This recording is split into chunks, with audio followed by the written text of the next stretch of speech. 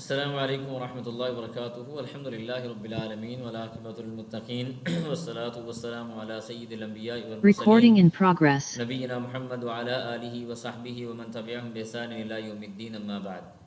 اللہم انفعنا بما علمتنا وعلمنا ما ينفعنا وزدنا علما، سبحانک لا علم لنا الا ما علمتنا انک انت العلیم الحکیم۔ رب اشرح لي صدري ويسر لي امري واحلل عقدة من لساني يفقهوا قولي۔ اللهم ربنا زدنا علما، اللهم ربنا زدنا علما، اللهم ربنا زدنا علما، آمین۔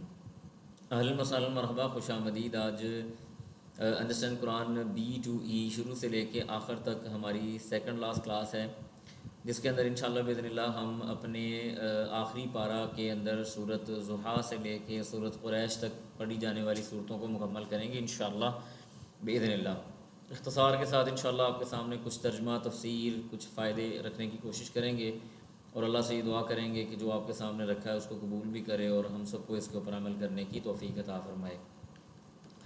تو کورس کے مقاصد وغیرہ یہ آپ کے سامنے بڑے واضح لفظوں میں موجود ہیں۔ تو ہم سورۃ ضحیٰ سے شروع کرتے ہیں۔ بسم اللہ الرحمن الرحیم۔ اللہ سبحانہ و تعالیٰ ارشاد فرماتے ہیں والضحیٰ، ضحیٰ کی قسم۔ ضحیٰ ایک وقت کا نام ہے جس کی قسم اللہ سبحانہ و تعالیٰ اٹھا رہے ہیں، اور میں نے آپ کو شاید پہلے بھی بار بار بتایا کہ اللہ سبحانہ و تعالیٰ کسی بھی مخلوق میں سے قسم اٹھانے کے حوالے سے آزاد ہے۔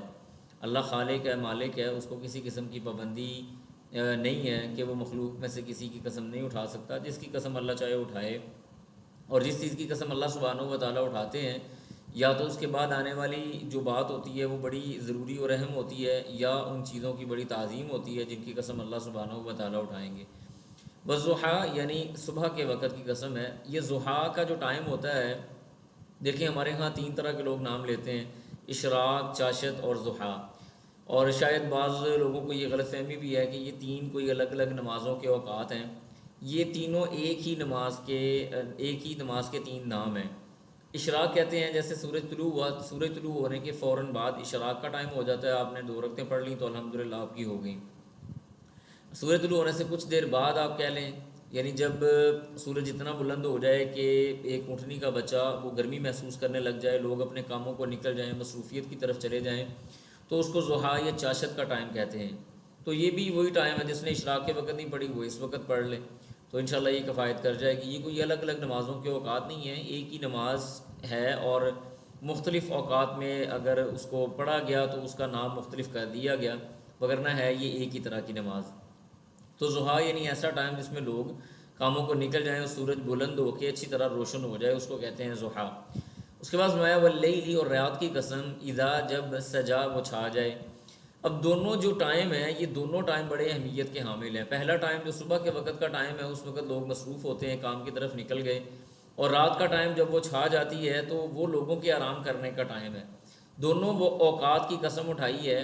اس کا مطلب یہ ہے کہ آگے کوئی اہم ترین بات ہونے جا رہی ہے۔ اللہ فرماتے ہیں ما ودعک، اس نے آپ کو نہیں چھوڑا، ربک، آپ کے رب نے، آپ کے رب نے آپ کو نہ تو چھوڑا ہے، وما قلا، اور نہ ہی آپ سے بیزار ہوا ہے۔ یعنی نبی علیہ الصلوۃ والسلام کے حوالے سے بات ہو رہی کہ آپ سے اللہ تعالیٰ نہ بیزار ہے، نہ اللہ آپ سے ناراض ہے، نہ اللہ سبحانہ و تعالیٰ نے آپ کو چھوڑا ہے۔ اس کی مختلف قسم کے تفاسیر کے اندر چیزیں موجود ہیں۔ ایک شان نزول ہے جو اس آیت کے حوالے سے ہے کہ نبی علیہ الصلوۃ والسلام جا کے نماز ادا کیا کرتے تھے بیت اللہ کے اندر، تو 2-3 راتیں لگاتار ایسی گزری، 3 راتیں غالباً لگاتار ایسی گزری کہ اللہ کے رسول صلی اللہ علیہ وسلم بیت اللہ میں نماز ادا کرنے نہیں گئے۔ تو بعض مشرکین میں سے کسی نے کہنا شروع کر دیا کہ اس کے جن نے یا شیطان نے اس کو چھوڑ دیا ہوا ہے، تو جس وجہ سے یعنی اس کو جس جن نے اس کو پکڑا تھا نا، اس نے اس کو چھوڑ دیا، جس وجہ سے یہ کام کرنے نہیں آ رہا۔ تو اللہ سبحانہ و تعالیٰ نے جواب میں فرمایا ما ودعک، آپ کو اور تمہارے رب نے نہیں چھوڑا، وما قلا، اور نہ ہی وہ اللہ آپ سے بیزار ہوا ہے، نہ آپ سے ناراض ہوا ہے، وللآخرۃ، اور فرمایا پہلی حالت، خیر، وہ بہتر ہے، لاکا، یعنی وللآخرہ سے مراد ہے اگلی آنے والی جو حالت ہے۔ فرمایا وللآخرۃ، اور اگلی یعنی دوسری اور آخری آنے والی جو حالت ہے، خیر، وہ بہتر ہے، لاکا، آپ کے لیے، من الاولی، پہلی حالت سے۔ یعنی آپ جو مکہ مکرمہ کے اندر ابھی موجود ہیں اور آپ کمزور ہیں، مظلوم ہیں، آپ کا ساتھ دینے والے لوگ کم ہیں، آپ کو بڑی قسم کی پریشانیوں کا سامنا ہے، تو اے نبی بے فکر ہو جائیں، آپ کا جو اگلا آنے والا ٹائم ہے وہ بڑا اہم ہے اور بڑا ہی وہ زبردست ہونے والا ہے۔ اور اس بات کا ہم بڑی اچھی طرح سے احاطہ کرتے ہیں کہ دنیا کی تاریخ کے اندر کوئی ایسی تاریخ نہیں ملتی کہ جس نے صرف 23 سال کے عرصے کے اندر دنیا کو مطلب 90 ڈگری کے اوپر پلٹ کے رکھ دیا ہو۔ یہ وہ واحد تاریخ جو ملتی ہے وہ ہمیں نبی علیہ الصلوۃ والسلام کی سیرت اور آپ علیہ الصلوۃ والسلام کا وقت ملتا ہے کہ 23 سال کے عرصے کے اندر آپ علیہ الصلوۃ والسلام نے مکہ کی وہ لوگ جو بالکل اجڑ قسم کے لوگ تھے، جو بالکل یعنی بد تہذیب لوگ تھے، جو بالکل ثقافت سے دور لوگ تھے، ایسے لوگوں کو تہذیب اور تمدن کا یعنی منارہ بنا کے کھڑا کر دیا کہ لوگوں کے لیے مثال قائم ہو گئی۔ ایسی تاریخ کے اندر کوئی مثال موجود نہیں تھی۔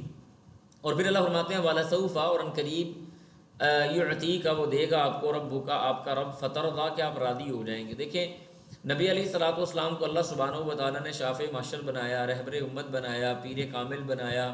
آپ علیہ الصلوۃ والسلام کی شفاعت قیامت کے دن کام آئے گی، جبکہ سارے انبیاء کرام ہاتھ اٹھا لیں گے کہ ہم سفارش نہیں کریں گے۔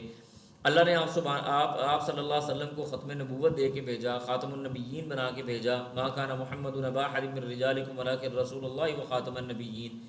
پہلی امتوں کے اندر آنے والے نبی مخصوص اوقات کے لیے مخصوص لوگوں کی طرف آتے تھے۔ آپ علیہ الصلوۃ والسلام کی نبوت تا قیامت ہے اور تمام لوگوں کے لیے، جن و انس کے لیے، جیسے اللہ نے فرمایا وما ارسلناک الا کافۃ للناس بشیرا ونذیرا، اور اللہ نے فرمایا تبارک الذی نزل الفرقان علی عبدہ لیکون للعالمین نذیرا۔ تو اللہ سبحانہ و تعالیٰ نے ایسا زبردست مقام اور مرتبہ آپ کو دیا، پھر آپ کے ساتھی اللہ سبحانہ و تعالیٰ نے ایسے دیے جو آپ پہ مرنا کٹنا اپنے لیے فخر محسوس کرتے تھے۔ ایون کہ نبی، آپ کو پتہ ہے کہ روم کا ایک قاصد آیا تھا نبی السلام کے پاس، اور جب وہ واپس گیا اس نے روم کے اندر جا کے جو کیسر روم تھا اس کو کیا کہا تھا؟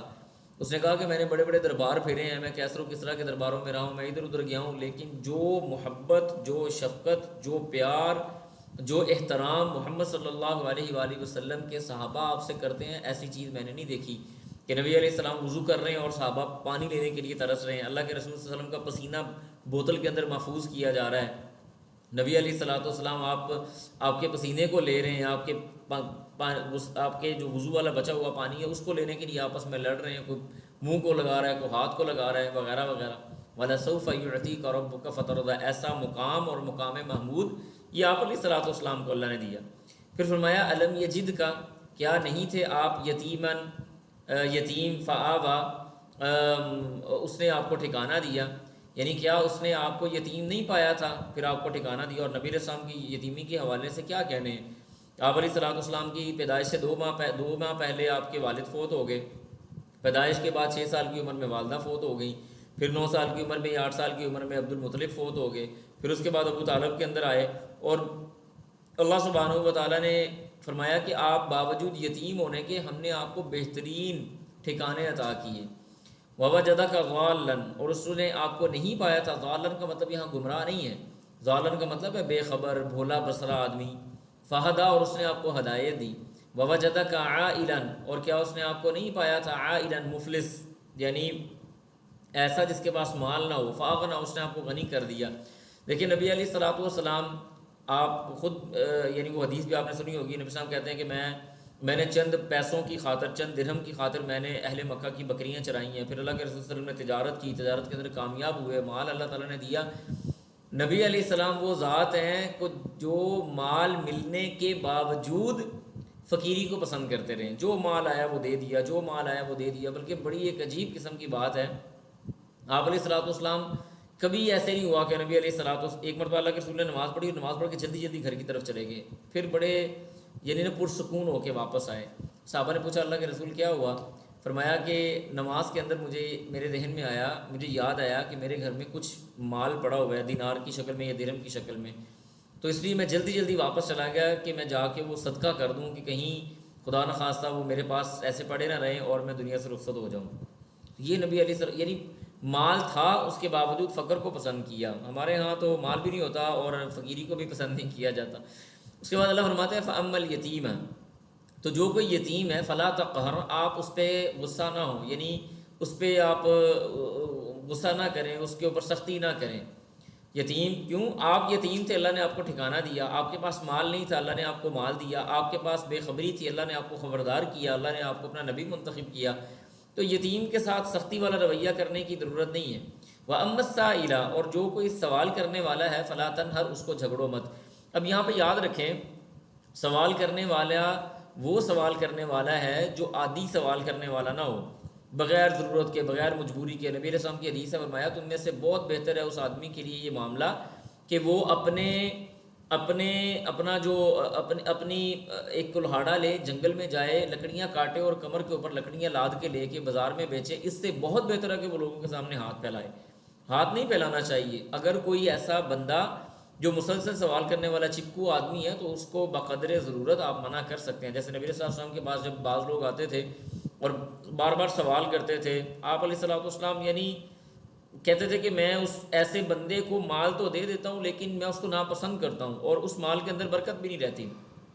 خود اللہ کے رسول یہ معاملہ کر رہے ہیں۔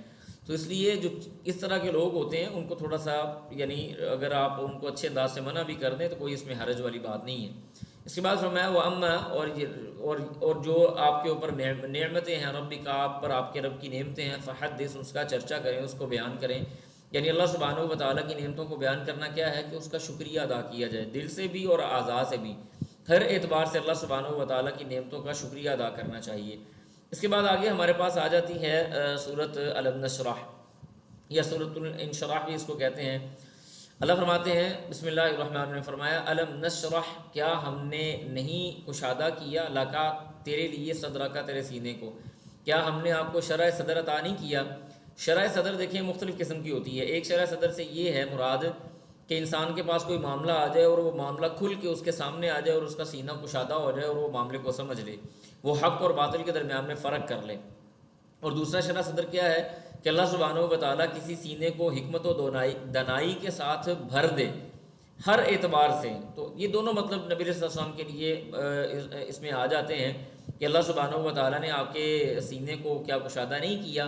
ووضعنا، اور ہم نے ہٹا دیا، عنکا، آپ سے، وزرا کا، بوجھ کو، یعنی آپ سے ہم نے بوجھ اتار دیا، الذی، وہ بوجھ، انقضا، جو توڑ دینے والا تھا، ظہر کا، آپ کی پشت کو، یعنی آپ کو پشت کو وہ بوجھ جو تھا وہ توڑ رہا تھا، ہم نے وہ بوجھ آپ کی پشت سے ہٹا دیا۔ اس کے حوالے سے آپ یاد رکھیں یہ بوجھ کون سا تھا، اس کے بارے میں مفسرین نے بہت ساری باتیں لکھی ہیں مختلف انداز سے۔ ایک بات جو مجھے بڑی زبردست لگی، شیخ عبدالرحمن کیلانی رحمہ اللہ نے اپنی تفسیر کے اندر اس کو ذکر بھی کیا کہ اس بوجھ سے مراد مشرکین مکہ کے وہ اعمال تھے جو نبی علیہ الصلوۃ والسلام نبوت ملنے سے پہلے دیکھا کرتے تھے اور اس کو پسند نہیں کرتے تھے۔ یعنی وہ جو بتوں کی عبادت کرتے تھے، برائی کے کام کرتے تھے، نبی علیہ السلام نبوت سے پہلے ان چیزوں کو پسند نہیں کرتے تھے۔ یہ وہ بوجھ تھا جو ان کے اوپر بڑا لدا ہوا تھا، اور چند لوگ تھے، 6 یا 7 لوگوں کے بارے میں آتا ہے جن میں ابوبکر صدیق بھی شامل ہے، کہ یہ لوگ ایمان لانے سے پہلے یا نبوت، اللہ کے رسول کی نبوت آنے سے پہلے بھی ان چیزوں کو ناپسند سمجھتے تھے۔ یہی وجہ تھی کہ رسول اللہ صلی اللہ علیہ وسلم اللہ کی عبادت کرنے کی غرض سے پہاڑوں کی طرف تشریف لے جاتے۔ اور پھر آگے فرماتے ہیں ورفعنا، اور ہم نے بلند کیا، لکا، آپ کا، ذکر کا، ذکر، ہم نے آپ کے ذکر کو بڑا بلند و بالا کیا۔ اس کے بھی کئی مطلب ہیں۔ ایک تو یہ کہ جہاں پہ لا الہ الا اللہ کی صدا ہوگی وہاں لا الہ الا اللہ کے ساتھ ساتھ محمد الرسول اللہ صلی اللہ علیہ وسلم کی بھی صدا ہوگی۔ اشہد ان لا الہ الا اللہ جہاں گونجے گا، اشہد ان محمد الرسول اللہ بھی اس کے پہلو کے اندر جگمگائے گا اور گونجے گا۔ فرمایا ہم نے آپ کا چرچا کر دیا۔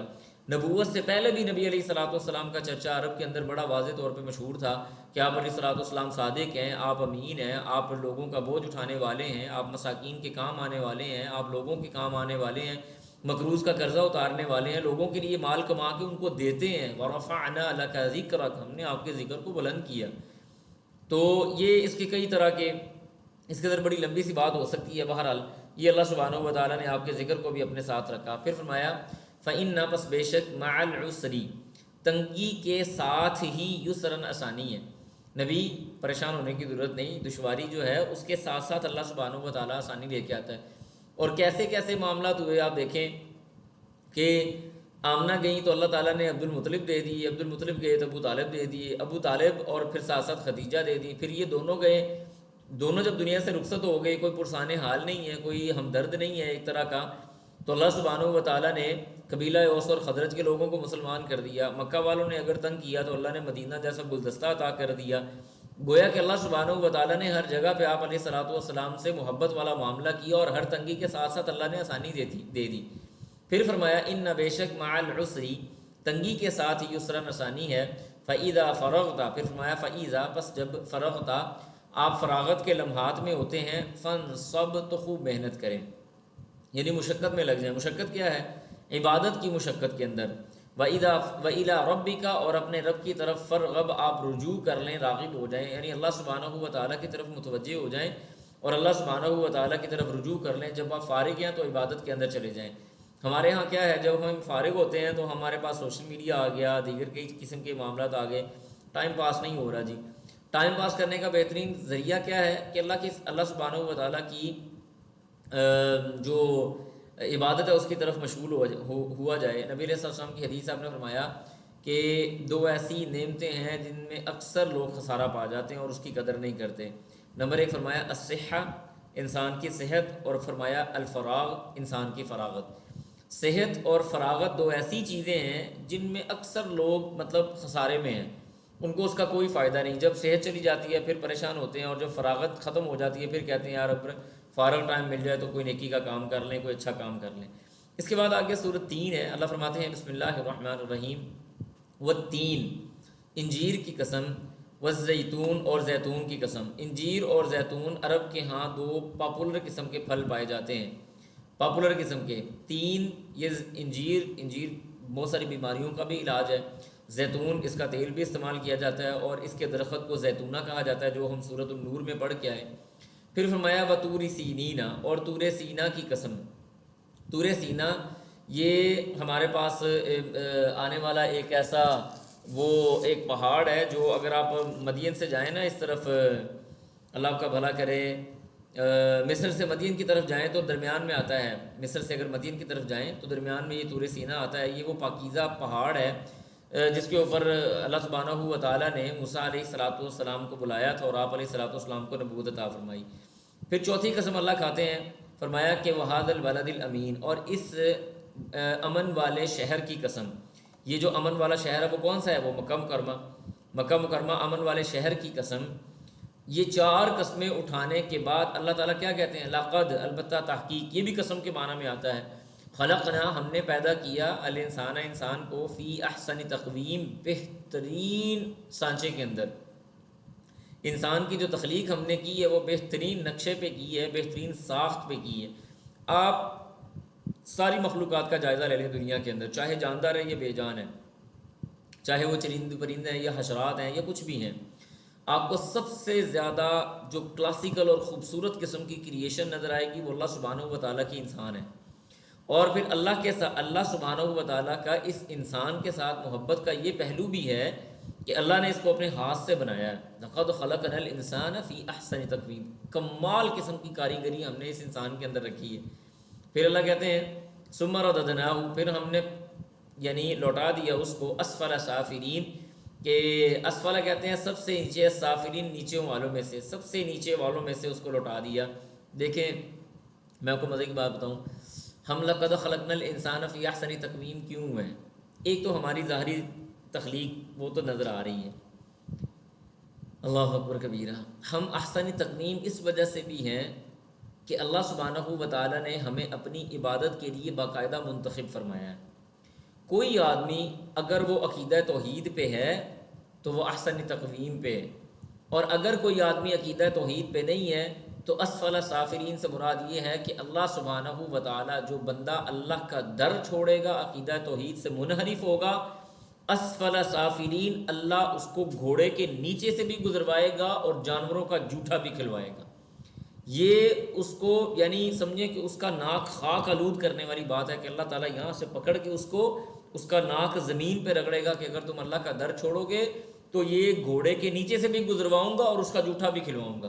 آپ کے سامنے ہے یہ چند دن پہلے، آج کا دن بھی ہمارے پاس یہی کچھ ہوتا رہا ہے پورے ہمارے شہر کے اندر، علاقوں کے اندر۔ اللہ سبحانہ و تعالیٰ کا در چھوڑا، اللہ نے کہا ٹھیک ہے چھوڑ دیا، احسن تقویم تم تھے عقیدہ توحید کے ساتھ، عقیدہ توحید چھوڑا تو جاؤ پھر جا کے جہاں مرضی ٹکرے مارو، جو کرنا ہے کرو، ہمیں اس بات سے کیا پرواہ، ہم تمہیں ذلیل و رسوا کرنے والی مخلوق بنائیں گے۔ اس کے بعد فرمایا ہاں الا وگر الذین، وہ لوگ آمنو جو ایمان لائے، وعملوا الصالحات، انہوں نے نیک اعمال کیے، فلہم، پس ان کے لیے ہے، اجر، ایسا اجر، غیر ممنون، جو منقطع ہونے والا نہیں ہے، فما یکذبوک، پھر اللہ فرماتے ہیں فما، پس کیوں، یکذبوک، آپ کو جھٹلائیں گے وہ لوگ بعد بالدین، اس فیصلے کے بعد. اسفل سافلین اور الا الذین آمنوا وعملوا الصالحات، یہ دو فیصلے ہیں، سزا و جزا کے دو پہلو ہیں، یہ نیکی اور بدی کے دو مکمل طور پہ راستے ہیں. یہ انسان کے ترقی کی منازل اور تنزلی کی جو وادیاں ہیں، یہ دو کیفیتیں اللہ سبحانہ و تعالیٰ نے واضح کر دی. فرمایا یہ سارا کچھ آ جانے کے بعد کہ سزا و جزا میں سارا کچھ دیکھ لینے کے بعد، یعنی کون ہے جو آپ کو جھٹلائے گا، کیسے وہ آپ کو جھٹلائیں گے. الیس اللہ، کیا نہیں ہے اللہ تعالیٰ باحکم الحاکمین، تمام حاکموں میں سب سے بہترین حاکم، یعنی حاکموں میں سے سب سے بڑا حاکم، فیصلہ کرنے والوں میں سے سب سے زیادہ عدل و انصاف کے ساتھ فیصلہ کرنے والی ذات کیا وہ اللہ سبحانہ و تعالیٰ کی نہیں ہے؟ کیا وہ اللہ سبحانہ و تعالیٰ کی نہیں ہے؟ بلکہ وہ اللہ سبحانہ و تعالیٰ کی ذات ہے، اور اس سے بڑھ کر فیصلہ کرنے والی کون سی ذات ہوگی. اس کے بعد آگے سورۃ علق ہے. سورہ علق کے بارے میں آپ جانتے ہیں کہ یہ اس کی پہلی جو 5 آیات ہیں یہ پہلی وحی ہیں. نبی علیہ الصلوۃ والسلام جب مشرکین مکہ کی ان حرکتوں اور ان فضول باتوں سے بڑے بیزار تھے تو آپ علیہ الصلوۃ والسلام پہاڑوں میں جاتے تھے، غار حرا کے اندر اللہ کے رسول صلی اللہ علیہ وسلم تشریف لے جاتے، اور وہیں پہ جبریل امین علیہ الصلوۃ والسلام آئے اور انہوں نے آ کے کہا اقرأ بسم ربک الذی خلق. نبی علیہ السلام نے فرمایا ما انا بقارئ، میں پڑھنے والا نہیں ہوں. پھر انہوں نے کہا اقرأ بسم ربک الذی خلق، اپنے رب کے نام سے پڑھیے. اللہ کے رسول نے پھر کیا فرمایا؟ ما انا بقارئ. 3 بار یہ کام ہوا. اس کے بعد جبریل امین نے نبی علیہ الصلوۃ والسلام کو اپنی جبھی میں لے لیا، یعنی اس طرح سے بغل گیر ہو گئے اور اپنے ساتھ اس طرح سے لگا لیا اور کہا پڑھو. اللہ کے رسول صلی اللہ علیہ وسلم پڑھ نہیں سکے اور انہوں نے پھر یہ پوری کی پوری آیات پڑھی. یہی وہ ٹائم تھا جب اللہ کے رسول صلی اللہ علیہ وسلم پریشان ہو کے ڈر کی وجہ سے، اور یہ فطرتی ڈر ہے، گھر میں تشریف لائے اور خدیجہ رضی اللہ تعالیٰ عنہ سے کہا تھا کہ مجھے کپڑا اوڑھ دو، اور میرے ساتھ یہ پریشانی والا معاملہ ہو گیا، خوف ہو گیا اللہ کے رسول صلی اللہ علیہ وسلم کو. تو اللہ فرماتے ہیں اقرا پڑھیے بسم ربک، اپنے رب کے نام سے، الذی وہ خلق، اس نے پیدا کیا. دیکھیں انسان کی تعظیم، اللہ نے آدم علیہ الصلوۃ والسلام کو بنایا تو علم کی بنیاد پہ فرشتوں پہ فوقیت دی. نبی علیہ الصلوۃ والسلام پہ پہلی وحی آئی تو آپ علیہ الصلوۃ والسلام کو یہ نہیں کہا گیا کہ اپنے مال کا سوال کر لو یا مال جمع کر لو یا دنیا کی طلب کر لو یا دیگر معاملات کرو. نہیں، اپنے رب کے نام سے پڑھو، وہ خالق کون ہے جس نے تم کو پیدا کیا. اللہ کی معرفت کے بارے میں بات ہوئی، اور اللہ کی معرفت کیسے آئے گی؟ وہ پڑھنے کے ساتھ آئے گی، وہ علم حاصل کرنے کے ساتھ آئے گی. پھر خلق الانسان، انسان کو اس نے پیدا کیا کس سے؟ من علق، جمے ہوئے خون سے. انسان کے پیٹ کے اندر وہ مادہ منویہ گیا، پھر وہ جمع ہوا خون بنا، پھر وہ مضغہ بنا، پھر وہ لوتھڑا بن کے آگے اس کے اوپر گوشت آیا، پھر ہڈیاں آئیں، پھر ہڈیوں کے اوپر گوشت کو باقاعدہ چڑھایا گیا، اس کے اندر روح آئی، اس کے نکلنے کا راستہ آیا. یہ سارے معاملات. خلق الانسان من علق، لوتھڑے سے اللہ سبحانہ و تعالیٰ نے انسان کو پیدا کر دیا. اقرأ پڑھیے وربک، اور آپ کا رب الاکرم، وہ سب سے زیادہ کریم اور عزت والا ہے. اللہ سب سے زیادہ عزت والا ہے، سب سے زیادہ کریم ہے. الذی، وہ ذات ہے، علم، اس نے سکھلایا، بالقلم. اور قلم کے بارے میں آپ کو پتہ ہے ایک حدیث آتی ہے، رسول اللہ صلی اللہ علیہ وسلم نے فرمایا کہ اللہ سبحانہ و تعالیٰ نے زمین و آسمان کی تخلیق سے 50,000 سال پہلے قلم کو پیدا کیا. یعنی سب سے پہلی مخلوق اللہ سبحانہ و تعالیٰ کی گویا قلم ہے. تو اللہ نے کیا فرمایا؟ فرمایا الذی، قلم کو کہا کہ اکتب، لکھو. قلم نے کہا ماذا اکتب، اللہ میں کیا لکھوں؟ فرمایا کہ جو قیامت تک ہونے والے احوال اور جو معاملات ہیں وہ سارے کے سارے لکھ دو. الذی علم بالقلم، اور سیکھنے کا طریقہ ہے، یہ سیکھنے کا طریقہ قلم کے ساتھ ہے. پھر فرمایا علم الانسان، انسان کو وہ باتیں سکھلائیں، معلوم یا علم، جس کے بارے میں اس کو کوئی گمان اور کوئی علم ہی نہیں تھا. یعنی اس کو بھی ہم 2-3 طرح سے لے سکتے ہیں. ایک تو یہ کہ ماں کے پیٹ سے باہر آتے ہی انسان، بچے کو یہ پتہ ہوتا ہے کہ میں نے رونا ہے اور مجھے کھانا ملے گا، اگر مجھے کوئی تکلیف ہے تو میں نے اس انداز سے رونا ہے، اگر میری نیند پوری نہیں ہوئی تو میں نے اس انداز سے رونا ہے. اللہ سبحانہ و تعالیٰ نے اس کو وہ چیزیں سکھلائیں جو وہ ماں کے پیٹ سے سیکھ کے آیا. پھر اللہ سبحانہ و تعالیٰ نے انسان کو وہ علم دیا جس سے وہ ترقی کی مناظر طے کرتے کرتے آج پتہ نہیں کہاں سے کہاں پہ پہنچا ہوا ہے. اور حد ہو گئی ہے اس انسان والی بھی کہ اللہ سبحانہ و تعالیٰ نے جو علم دیا تھا، سارے معاملات کیے تھے، ان سارے معاملات کو پسے پشت ڈالتے ہوئے کہنے لگا کلا، ہرگز نہیں، ان الانسان لیطغی، بے شک انسان تو سرکشی کرنے والا ہے. اللہ کا انکار کر دیا. اللہ نے اصل کی طرف رجوع کروایا، علم کی روشنی سے فیضیاب کیا، اللہ نے عقل عطا فرمائی، اللہ نے اسباب عطا کیے، کہ تم اٹھو اور جا کے جہاز بنا لو، یہ بھر لو، وہ کر لو، ایٹم بنا لو، اور پتہ نہیں کون کون سی چیزیں دریافت کر لو۔ جب یہ سارا کچھ ہو گیا تو حضرت صاحب اٹھ کے کہہ رہے ہیں ان الانسان لیطغی، اللہ فرماتے ہیں یہ تو سرکشی کرنے والا ہے، حد سے تجاوز کرنے والا ہے۔ کلا ان الانسان لیطغی ان رآہ استغنی، فرمایا الرآ اس بنا پر کہ وہ اپنے آپ کو، الرآ کہ وہ دیکھتا ہے خود کو، استغنا غنی بے پرواہ دیکھتا ہے، وہ سمجھتا ہے کہ شاید اس کو کسی چیز کی ضرورت ہی نہیں ہے۔ پھر فرمایا ان بے شک الی ربک، آپ کے رب کی طرف، الرجع لوٹنا ہے، ان الی ربک الرجع لوٹنا اصل میں اللہ سبحانہ و تعالیٰ کی طرف ہے۔ پھر اس کے بعد اللہ سبحانہ و تعالیٰ فرمایا ارأیت الذی، کیا آپ نے دیکھا ہے اس کو، ینہا جو منع کرنے والا ہے۔ یہ والی آیات اور اس کے بعد آنے والی بعض آیات جو ہیں یہ ابو جہل کے بارے میں نازل ہوئیں۔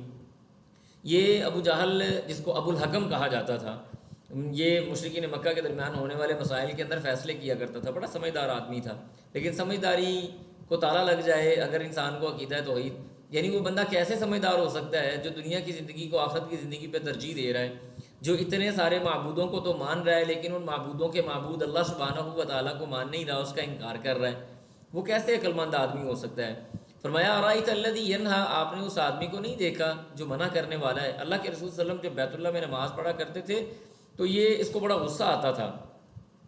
فرمایا نا جیسے اللہ نے عبدن، وہ بندہ اذا صلی، جب نماز پڑھتا ہے، وہ نماز پڑھتا ہے تو اس کو بڑا غصہ آتا ہے ابو جہل کو۔ اور کئی بار، ایک بار ایسے ہوا کہ نبی علیہ الصلوۃ والسلام نماز پڑھ رہے تھے تو یعقوب علیہ الصلوۃ والسلام کو اللہ معاف کرے یعنی خدا نہ خواستہ وہ قتل کرنے کے ارادے سے آگے بڑھا تو پھر ایک دم پیچھے ہو گیا۔ اس نے بڑا سارا پتھر اٹھایا ہوا تھا نبی علیہ الصلوۃ والسلام کے سر مبارک پر مارنے کے لیے، ایک دم سے پیچھے ہو گیا۔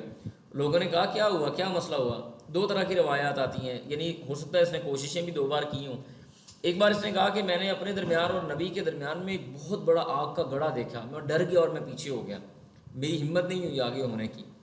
اور دوسری بار اس نے یہ کہا کہ کہتا ہے کہ میں جب آگے ہوا، پیچھے ہو کے اس نے پتھر پھینکا، کہتا ہے کہ میں نے اپنے درمیان اور نبی کے درمیان میں ایک اونٹ دیکھا، نہ میں نے اس اونٹ جیسے دانت کسی کے دیکھے تھے، نہ زبان دیکھی تھی، نہ تخلیق دیکھی تھی۔ وہ اونٹ مجھے پکڑنے والا تھا، قریب تھا کہ وہ مجھے پکڑ جاتا اور میری ہڈی تک چبا جاتا۔ اللہ سبحانہ و تعالیٰ نے نبی علیہ الصلوۃ والسلام کو اس کی ایسی سازشوں سے محفوظ رکھا۔ ایک بار نبی علیہ الصلوۃ والسلام کی سجدے میں تھے تو آپ کے اوپر وہ جو ہوتا ہے اونٹنی کی بچے دانی، وہ بڑی ساری وہ رکھ دی گئی، جس کو بعض لوگوں نے اوجڑی بھی کہا، بہرحال جو بھی وہ وزنی چیز تھی۔ عبداللہ ابن مسعود رضی اللہ تعالیٰ عنہ فرماتے ہیں کہ مجھے بڑی تکلیف ہوئی کہ میں آپ علیہ الصلوۃ والسلام کی مدد نہیں کر سکا کمزوری کی وجہ سے، یعنی مظلومیت کی وجہ سے۔ فاطمہ رضی اللہ تعالیٰ عنہ کو کسی نے بتایا، دوڑتی ہوئی آئیں سیدۃ الجنہ، آ کے انہوں نے وہ سائڈ پہ کی اوجری وغیرہ اور وہ بچے دانی۔ نبی علیہ الصلوۃ والسلام نے اٹھ کے بد دعا کی، اللہم علیک بالقریش۔ اور راوی بتاتے ہیں کہ جب اللہ کے رسول صلی اللہ علیہ وسلم نے بد دعا کی تو قریش جو تھے وہ سہم گئے اور کانپنے لگ گئے، کیونکہ انہیں پتہ تھا کہ آپ علیہ الصلوۃ والسلام کی بد دعا وہ رنگ لائے گی، اور خود اللہ کے رسول صلی اللہ علیہ وآلہ وسلم کی اس بد دعا کا اثر بدر کے میدان میں دیکھا گیا۔ اس کے بعد اللہ فرماتے ہیں ارأیت، کیا آپ نے دیکھا ہے، ان کانا اگر وہ ہے علی الہدیٰ ہدایت پر، او امرا یا وہ حکم دیتا ہے بالتقویٰ تقوی کا، یعنی ایک آدمی وہ ہے جو ہدایت کے راستے پہ ہے اور نیکی اور تقوی کا وہ حکم دے رہا ہے۔ ارأیت، کیا رائے آپ کی، کیا رکھتے ہیں آپ، ان کذبا، یہ کہ وہ جھٹلاتا ہے، وتولی اور منہ پھیر کے چلا جاتا ہے۔ نیکی کا حکم دینے والے اور ہدایت پہ رہنے والے آدمی کے مقابلے میں ایسا آدمی جو جھٹلانے والا بھی ہے اور منہ پھیر کے جانے والا بھی ہے۔ الم یعلم، کیا وہ نہیں جانتا بھی ان اللہ یرا، کہ اللہ سبحانہ و تعالیٰ دیکھ رہا ہے؟ فرمایا کلا، ہرگز نہیں، لئن لم ینتہی، اگر وہ باز نہ آئے، فرمایا لنسفعا بالناصیہ، ہم ضرور بضرور گھسیٹیں گے، بالناصیہ، ان کی پیشانی کے بالوں کو، ان کی پیشانی کے بالوں سے پکڑ کے ان کو گھسیٹیں گے۔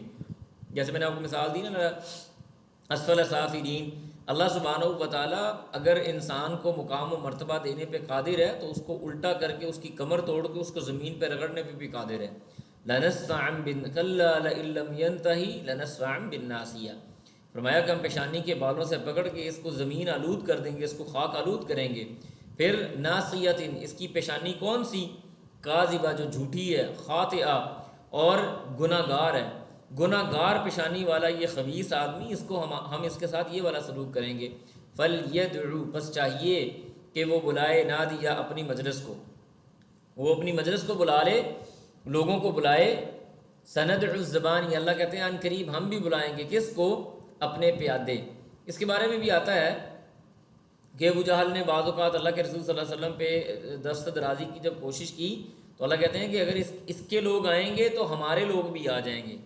زبانیہ یعنی ہمارے وہ فرشتے بھی، اللہ سبحانہ و تعالیٰ کے فرشتے وہ بھی آ جائیں گے اور وہ آ کے ان کی اچھی طرح سے ان کی طبیعت بنائیں گے۔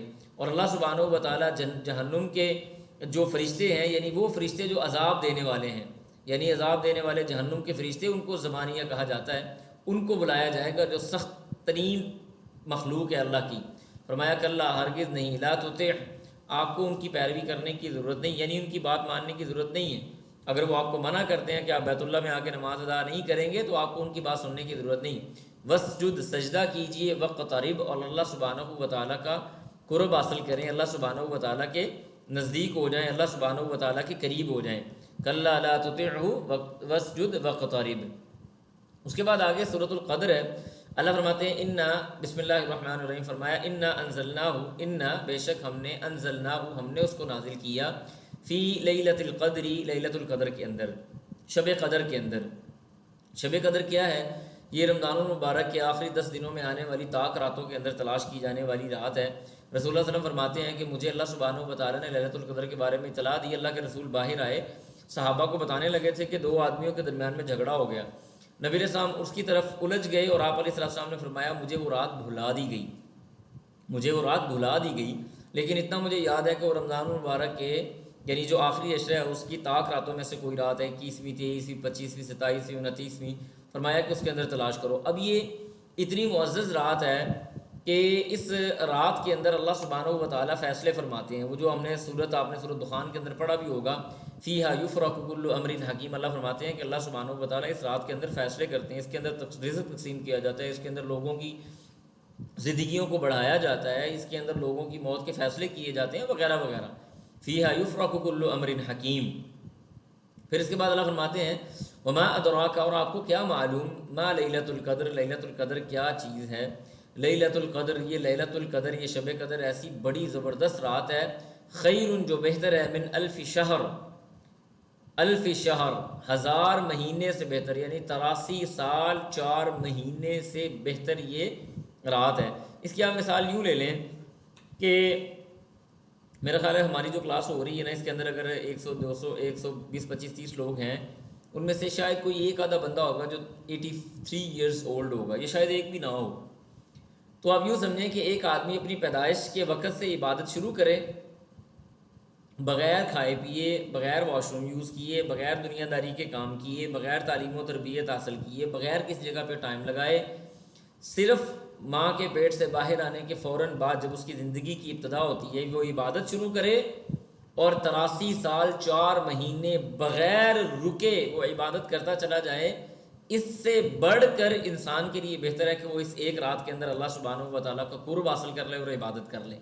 خیر من الف شہر، اس یعنی رات کی عظمت اور اس کی کبریائی اور اس کی جو خوبصورتی ہے اس کے اوپر غور کریں۔ لیلۃ القدر خیر من الف شہر۔ پھر یہ ایسی شاندار رات، اللہ فرماتے ہیں تنزل الملائکہ، فرشتے اترتے ہیں۔ دیکھیں نبی علیہ الصلوۃ والسلام کی دنیا سے رخصت ہو جانے کے بعد جبریل امین صرف اس لیلۃ القدر کے اندر اترتے ہیں، جس کے بارے میں ہمیں دلیل ملتی ہے۔ اس کے علاوہ باقی سال کے اندر وہ اترتے ہیں یا نہیں اترتے واللہ عالم، لیکن دلیل جو ہمیں ملتی ہے وہ اسی رات کی ملتی ہے کہ جبریل امین اس رات کے اندر فرشتوں کی جماعت کے، اور زمین کے اندر بکثرت فرشتے ہوتے ہیں، کثرت کے ساتھ، تنزل الملائکہ، فرشتے اترتے ہیں، اور روح جبریل امین بھی اترتے ہیں، فیہا اس کے اندر بھی باذن ربہم، رب کے حکم کے ساتھ، من کل امر، ہر ایک معاملے کو لے کے، یعنی ہر ایک معاملے کی تنفیذ کے لیے، اللہ کے حکم کی تنفیذ کے لیے جبریل امین اور دیگر فرشتے اللہ سبحانہ و تعالیٰ کی طرف سے اس رات میں اترتے ہیں۔ فرمایا سلام، سلامتی ہو، سلامتی ہو، ہیا، یہی ہے وہ، یعنی یہی ہے وہ رات، حتیٰ یہاں تک کہ مطلع الفجر، فجر طلوع نہ ہو جائے، یعنی فجر کے طلوع ہونے تک یہ لوگ سلامتی بھیجتے رہتے ہیں، امر اور سلامتی کا ترانہ اور اس کی شادمانی وہ گونجتی رہتی ہے، اور اس لیے اس رات کو قطعاً ضائع نہیں کرنا چاہیے۔ ہمارے یہاں آج کل ایک بڑا ٹرینڈ چل گیا، میں اس ٹرینڈ کے بڑا خلاف ہوں، یہ لیلۃ القدر جو شب قدر ہے، آخری جو طاق راتوں میں کی جانے والی عبادت والی رات ہے، یہ ایسی رات ہے جس کے اندر انفرادی عبادت کی زیادہ اہمیت ہے، اور ہمارے ہاں 21ویں 23ویں 25ویں کو اجتماع شروع ہو گئے، لوگ بیٹھ کے اچھا پھر اس سے بھی بڑھ کر کام کہ لوگوں کے ہاں یہ بھی بڑا ایک ٹرینڈ بن گیا کہ رات کو 2 وطر 1 وطر پڑھا دیا جائے، یا 2 رکعتیں پڑھا کے 1 وطر پڑھا دیا جائے، لوگ سمجھتے ہیں جی بس وہی عبادت ہو گئی۔ تو ان چیزوں نے نا انفرادی عبادت سے انسان کو دور کر دی۔ انفرادی عبادت پہ انکریج کرنا چاہیے، چاہے جائے کہ آپ محفل حسن کی رات رکھ لیں، بھئی اس کے لیے پورا سال نہیں پڑا ہوا، چاہے جائے کہ آپ ختم قرآن پاک کے لیے جناب کو جلسہ یا تقریب رونما کر لیں، ٹھیک ہے وہ عبادت ہے، لیکن یہ انفرادی عبادت والی رات ہے، اس کے اندر لوگوں کو زیادہ سے زیادہ قرآن، ذکر و اذکار، نوافل، اللہ سے توبہ اور مناجات کرنی چاہیے، چاہے جائے کہ آپ بیٹھیں اور اکٹھے ہوں اور خوشگپیاں بھی ہو جائیں اور پتہ نہیں کون کون سے معاملات ہو جائیں، اس سے حد الوسع اجتناب کرنے کی ضرورت ہے۔ اور یہ بڑی تیزی سے ٹرینڈ ہمارے ہاں وجود میں آ رہا ہے کہ چلے جی بس ٹھیک ہے جی تھوڑا یہ کام کر لیں گے تو سمجھیں کہ شاید عبادت ہوگی، ایسی کوئی بات نہیں ہے، یہ درست عمل نہیں ہے۔ اس کے بعد آگے سورۃ بینہ، بینہ کہتے ہیں دلیل کو، فرمایا بسم اللہ الرحمن الرحیم، لم یکو نہیں نہ تھے الذین وہ لوگ کافروا جو کافر ہیں من اہل الکتاب اہل کتاب سے، والمشرکین اور مشرکین سے۔ دیکھیں اللہ سبحانہ و تعالیٰ نے یہاں کفار کی 2 طرح کی کافروں کی 2 کیٹیگری بیان کی ہیں۔ پہلی کیٹیگری فرمایا اہل کتاب، پھر اہل کتاب کے اندر بھی یہ کافر ہیں، یہ بھی اللہ سبحانہ باوجود اس کے کہ یہ موسیٰ علیہ السلام کو مانتے ہیں، باوجود اس کے یہ تورات کو مانتے ہیں، باوجود اس کے یہ ایون اللہ سبحانہ و تعالیٰ کو بھی مانتے ہیں، لیکن اس کے باوجود نبی علیہ السلام کا انکار کرتے ہیں، رسالت مآب صلی اللہ علیہ وسلم کا انکار کیا، اللہ سبحانہ و تعالیٰ نے فرما دیا کہ یہ بھی کافر ہیں۔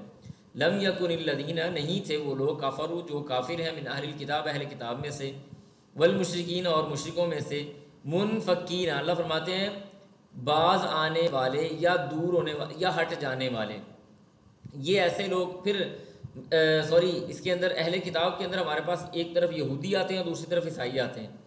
عیسائی جو ہے نا یہ بھی ایک طرح سے مشرکین میں سے ہی آ جاتے ہیں، سمجھیں، کیونکہ انہوں نے اللہ سبحانہ و تعالیٰ کے ساتھ وہ 3 خداؤں کا کر لیا معاملہ، یہودیوں نے بھی کیا، جیسے اللہ نے فرمایا وقالت الیہود عزیر ابن اللہ وقالت النصارى المسیح ابن اللہ، لیکن عیسائیوں کا عقیدہ یہودیوں سے بھی آگے نکل گیا، ان اللہ ثالث ثلاثہ، وہ بیچاروں کو پتہ ہی نہیں ہے کہ رب ہے کون، تینوں میں سے تیسرا، وہ کون ہے تیسرا کسی کو پتہ نہیں۔ منفکین اللہ فرماتے ہیں یہ باز آنے والے نہیں ہیں، حتیٰ یہاں تک کہ تأتیہم آ جائے ان کے پاس البینہ واضح اور کھلی دلیل۔ یہ واضح اور کھلی دلیل کون سی ہے؟ رسول، اللہ کا رسول ہے، من اللہ کی طرف سے، یتلو وہ پڑھتا ہے، صحفاً صحیفہ ایسی کتاب سے وہ پڑھ رہا ہے، مطہرہ جو ہر لحاظ سے پاک ہے اور پاک کرنے والی ہے۔ جو انسان اس قرآن مجید کو یہ طاہر کتاب ایسی طاہر اور مطہر ہے کہ یہ اپنی ذات کے اعتبار سے بھی اللہ کا کلام طاہر ہے، اور اس کو دل جمیع سے پڑھنے والا، اس پہ غور و فکر کرنے والا، اس کے اوپر تدبر اور تفکر کرنے والا، اس سے تذکر حاصل کرنے والا، نصیحت حاصل کرنے والا آدمی بھی پاکیزہ اور تزکیے والا اور مطہر ہو جاتا ہے۔ رسول دلیل، یہ اللہ کے رسول صلی اللہ علیہ وسلم کی واضح جو آنے والے وہ رسول اور ان کی رسالت ہے، یہ وہ دلیل ہے جو ان کے اوپر یعنی حد فاصل ہے اسلام اور ایمان اور اس طرح کفر کے درمیان میں۔ آپ علیہ السلام نبی علیہ السلام کی پوری زندگی ان کے سامنے کھلی کتاب کی طرح تھی، آپ علیہ السلام کی بعثت سے پہلے بھی، بعثت کے بعد بھی، ہر چیز کو ان کو پتہ تھا۔ اللہ فرماتے ہیں فیہا اس کے اندر کتب، یعنی اس قرآن کے اندر کتب کتابیں ہیں، قیمہ جو مضبوط ہیں، ہر اعتبار سے مستحکم ہیں، قائم ہیں۔ کتابوں سے کیا مراد ہے؟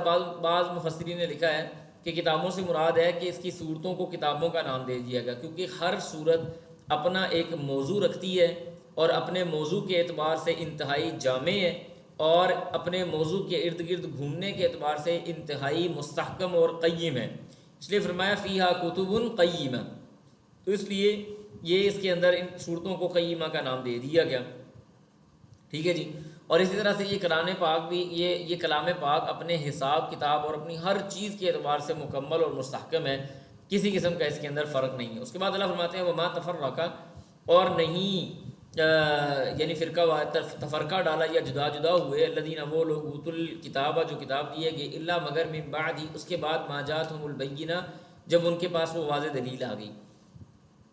یعنی اہل کتاب جو تھے، خاص طور پہ یہودی، رسول اللہ صلی اللہ علیہ وسلم کو تلاش کرنے کے لیے مدینہ منورہ میں بیٹھے ہوئے تھے. یہ بنو قینقاع، بنو نذیر، بنو قریظہ کوئی مدینہ کے اپنے آباد والے لوگ تھوڑی تھے. یہ تو بعد میں آ کے مدینہ میں آباد ہوئے، کیونکہ تورات کے اندر آپ علیہ الصلوۃ والسلام کی آمد کا تذکرہ موجود تھا. یہ تو نبی علیہ السلام کو تلاش کرنے کے لیے آئے تھے.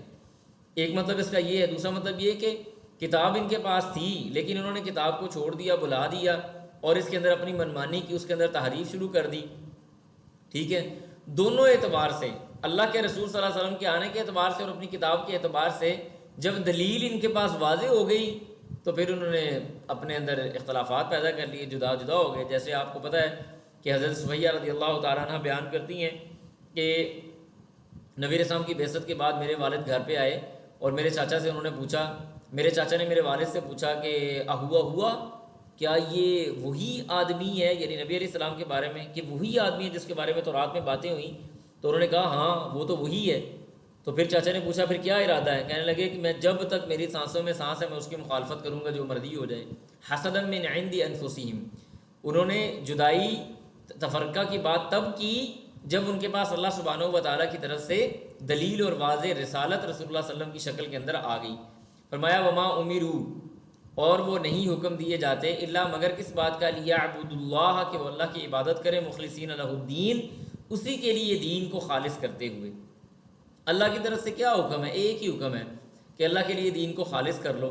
اور دین خالص کی 3 چیزیں اللہ تعالیٰ نے یہاں پہ بیان کی ہیں جو تقریباً تمام امتوں کے اندر پائی جاتی تھی مشترکہ طور پہ. نمبر 1 مخلصین لہ الدین، الاخلاص للہ سبحانہ و تعالی، اپنے عمل کے اندر اخلاص پیدا کر لو، اللہ سبحانہ و تعالیٰ کے اوپر ایمان لے آؤ، عقیدہ توحید کا اقرار کر لو. انسان کا ایک ایک عمل، چاہے وہ کسی کو حکم دینا ہے یا کسی کو برائی سے منع کرنا ہے، ایک ایک عمل اللہ سبحانہ و تعالیٰ کے لیے خالص ہو جانا چاہیے. نمبر 1 توحید، یہ یعنی سمجھیں کہ جو دین القیم ہے نا، اس کی یہ 3 شرطیں ایک طرح سے آپ کہہ لیں، یا 3 اس کے رکن کہہ لیں. اخلاص للہ، اس کے بعد حنفاء، سیدھا کر لو اپنے آپ کو یعنی بالکل سیدھا کرو. کس کی طرف؟ فرمایا یکرخ ہو کے، ویقیموا الصلاۃ، اور یہ کہ وہ نماز قائم کریں، ویؤتوا الزکوٰۃ، حنفاء یکرخ ہو کے، ویقیموا الصلاۃ، وہ نماز قائم کریں، ویؤتوا الزکوٰۃ، اور وہ زکوٰۃ ادا کریں. یہ 3 کام کرنے ہیں. ایک اخلاص، دوسرا نماز کا قیام کرنا، مکمل طور پہ اس کو ادا کرنا، تیسرا اللہ کے راستے میں خرچ کرنا، ویؤتوا الزکوٰۃ. ذالک دین القیم، فرمایا ذالک، یہ دین ایسا دین ہے القیم جو مستحکم اور مکمل طور پہ موجود ہے. اس دین کے یعنی 3 چیزوں کو مکمل آپ نے اپنے ہاتھ میں رکھنا ہے. اسی وجہ سے جہاں پہ بھی آپ دیکھیں گے آپ کو تقریباً جہاں پہ نماز کا ذکر ہے وہیں پہ زکوٰۃ کا بھی ذکر ہے. روزے حالانکہ پہلی امتوں کے اندر فرض تھے، حج بھی وہ کرتے تھے لیکن ان کا ذکر نہیں آیا. یہ 3 چیزیں آپ کو زیادہ تر کامن ملیں گی. اور عقیدہ توحید کے بارے میں بات ہوتی ہے، نماز اور زکوٰۃ ایک دوسرے کے بالکل پیرلر آتے ہیں. نماز قائم کرو اور زکوٰۃ دو اللہ سبحانہ و تعالیٰ کے راستے کے اندر. اس کے بعد اللہ فرماتے ہیں ان الذین، بے شک وہ لوگ، کافروا، جو کافر ہیں، من اہل الکتاب، اہل کتاب میں سے، والمشرکین، اور مشرکین میں سے. دیکھیں اہل کتاب کے کفار کو الگ سے مخاطب کر کے کفار کہنا اور مشرکین کو الگ سے مشرکین کہہ کے کفار کہنا. اللہ سبحانہ و تعالیٰ اس بات کی طرف اشارہ گویا کہ کر رہے ہیں کہ اہل کتاب کسی اس بھول میں نہ رہ جائیں کہ نحن ابناء اللہ و احباؤہ، کہ ہم اللہ سبحانہ و تعالیٰ کے محبوب ہیں، اللہ کے بیٹے ہیں. لن تمسنا النار الا ایاما معدودہ، کہ ہمیں آگ چھوئے گی نہیں، اور اگر آگ میں چلے بھی گئے تو تھوڑے دن کے لیے رہیں گے پھر آ جائیں گے. ان کو کسی بھول میں نہیں رہنا چاہیے. اللہ فرماتے ہیں کافر، جتنے بھی کافر ہیں وہ کسی بھی شکل میں ہو، چاہے اہل کتاب کی شکل میں ہو یا مشرکین کی شکل میں ہو، فی ناری جہنم، ٹھکانہ ان کا ایک ہی ہے، وہ جہنم کی آگ ہے. خالدین فیہا، اس کے اندر ہمیشہ ہمیش رہیں گے. فرمایا اولئک، یہی ہیں، ہم وہ، شر، جو بہت ہی برے ہیں، البریہ، مخلوق کے اعتبار سے، تخلیق کے اعتبار سے یہ بدترین مخلوق ہے اللہ سبحانہ و تعالیٰ کی، جنہوں نے عقیدہ توحید کو چھوڑ دیا. دیکھیں میں آپ کو بتاؤں، آپ بھی پتہ نہیں کیوں کہتے ہوں گے یا سوچتے ہوں گے کہ پتہ نہیں کیوں بار بار یہ عقیدہ توحید کی بات کرتے ہیں. ایک انسان کے پاس دنیا کی ساری نعمتیں ہیں، مال کے اعتبار سے، صحت کے اعتبار سے، جاہ و جلال کے اعتبار سے، منصب کے اعتبار سے، بینک بیلنس کے اعتبار سے، اولاد کے اعتبار سے، یا جو بھی آپ کہہ لیں، دنیا کی ساری نعمتیں اس کے پاس موجود ہیں، لیکن اگر اس کے پاس عقیدہ توحید موجود نہیں ہے وہ دنیا کا مفلس، غریب اور مسکین آدمی ہے. کیوں کہ یہ عقیدہ توحید ہے جس نے انسان کو جہنم سے بچا کے جنت کے اندر داخل کرنا ہے. اگر کوئی انسان عقیدہ توحید پہ ہے، گناہ گار ہے، تو اللہ چاہے تو اس کو ویسے ہی معاف کر دے، لیکن اگر نہیں تو کچھ عرصہ جہنم میں رکھنے کے بعد اللہ سبحانہ و تعالیٰ اس کو جنت میں بھیج دیں گے، آخر کار اس کو نجات مل جائے گی جو مرضی ہو جائے۔ تو عقیدہ توحید یہ بیس ہے ہر عمل کی۔ آپ دیکھیں میں اس وقت ایک بلڈنگ کے اندر ہوں جس کے 3 فلور ہیں، اور ظاہر ہے اس کے اندر ایک نیچے اس کی بنیاد رکھی گئی ہوگی۔ اگر یہ 3 فلور کے نیچے ایک مضبوط بنیاد نہ ہو تو یہ 3 فلور اپنی جگہ پہ رہ سکیں گے؟ کبھی بھی نہیں رہ سکتے۔ عقیدہ توحید گویا کہ ایک عمل کی بنیاد والی عمارت کی بنیاد ہے، عمل والی جو عمارت ہے اس کی ایک بنیاد ہے، اس کی بیس ہے۔ اگر وہ بیس نہیں ہوگی تو عمارت کھوکھلی ہے، وہ کسی بھی وقت گر جائے گی، اور اس میں تو گرنے کے چانسز نہیں بلکہ یقین ہے 100% کہ اس کا کوئی عمل اللہ کے ہاں قابل قبول نہیں۔ عقیدہ توحید نہیں ہے، ریاکاری کے اعتبار سے، شرک کے اعتبار سے، کفر کے اعتبار سے، مطلب کچھ بھی آپ کہہ لیں، اس کا عمل اللہ کے ہاں قابل قبول نہیں ہے۔ ٹھیک ہے جی، تو پھر بعض اوقات جو شرک ہے وہ انسان کو دار اسلام سے خارج بھی کر دیتا ہے اور بعض اوقات نہیں کرتا۔ بہرحال اس کے بعد اللہ سبحانہ یعنی شرک اکبر اور اصغر کی تقسیم ہے، یہ ایک لمبی بحث ہے۔ اس کے بعد اللہ نے مومنوں کا حال بیان فرمایا، ان الذین وہ لوگ آمنوا جو ایمان لائے، وعملوا الصالحات اور نیک اعمال کیے، اولئک یہی ہیں وہ لوگ، ہم خیر البریہ جو کمال اور بہترین اور خیر والی مخلوق ہے۔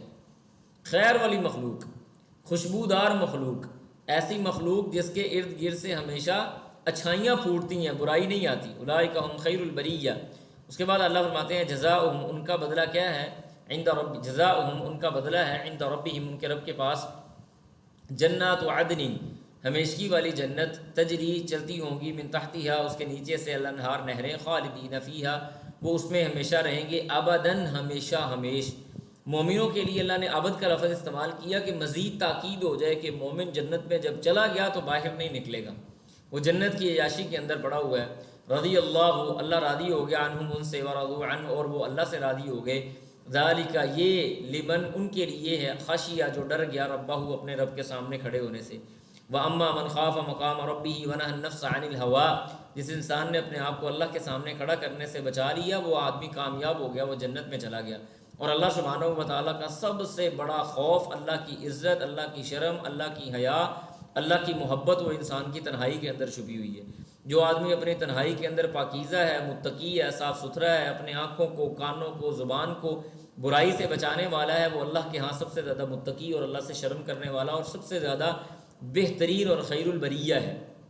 اور اگر کوئی آدمی لوگوں کے سامنے تو بڑے حضرت صاحب ہے اور حاجی صاحب ہیں، اور تنہائی میں جا کے وہ برائی کا ارتکاب کرتا ہے، وہ لوگوں کے سامنے تو معزز ہو سکتا ہے لیکن اللہ سبحانہ و تعالیٰ کی نگاہ کے اندر اس کا کوئی کسی بھی قسم کا مقام و مرتبہ نہیں، اللہ کے ہاں اس کی کوئی قدر و منزلت نہیں ہے، اور اللہ سبحانہ و تعالیٰ ایسے آدمی کو لوگوں کے سامنے ایکسپوز بھی کر دیتا ہے۔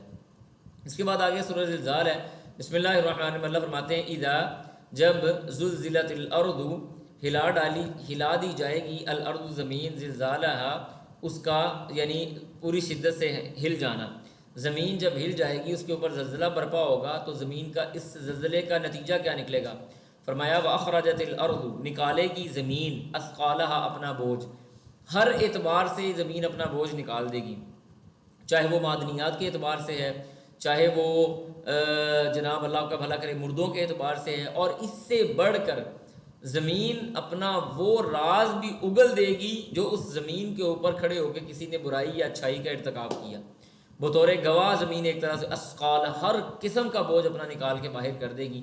وقال الانسان اور انسان کہے گا مالہا کیا ہو گیا، اس کو سمجھ نہیں آئے گی کہ اس کے سامنے کیا ہوا، کیا اس کے ساتھ پریشانی ہوئی، کیا اس کے ساتھ مسئلے مسائل ہوئے۔ سورۃ القدر ہم نے پڑھ لی ہے، سورۃ القدر پڑھ کے آئے بھائی۔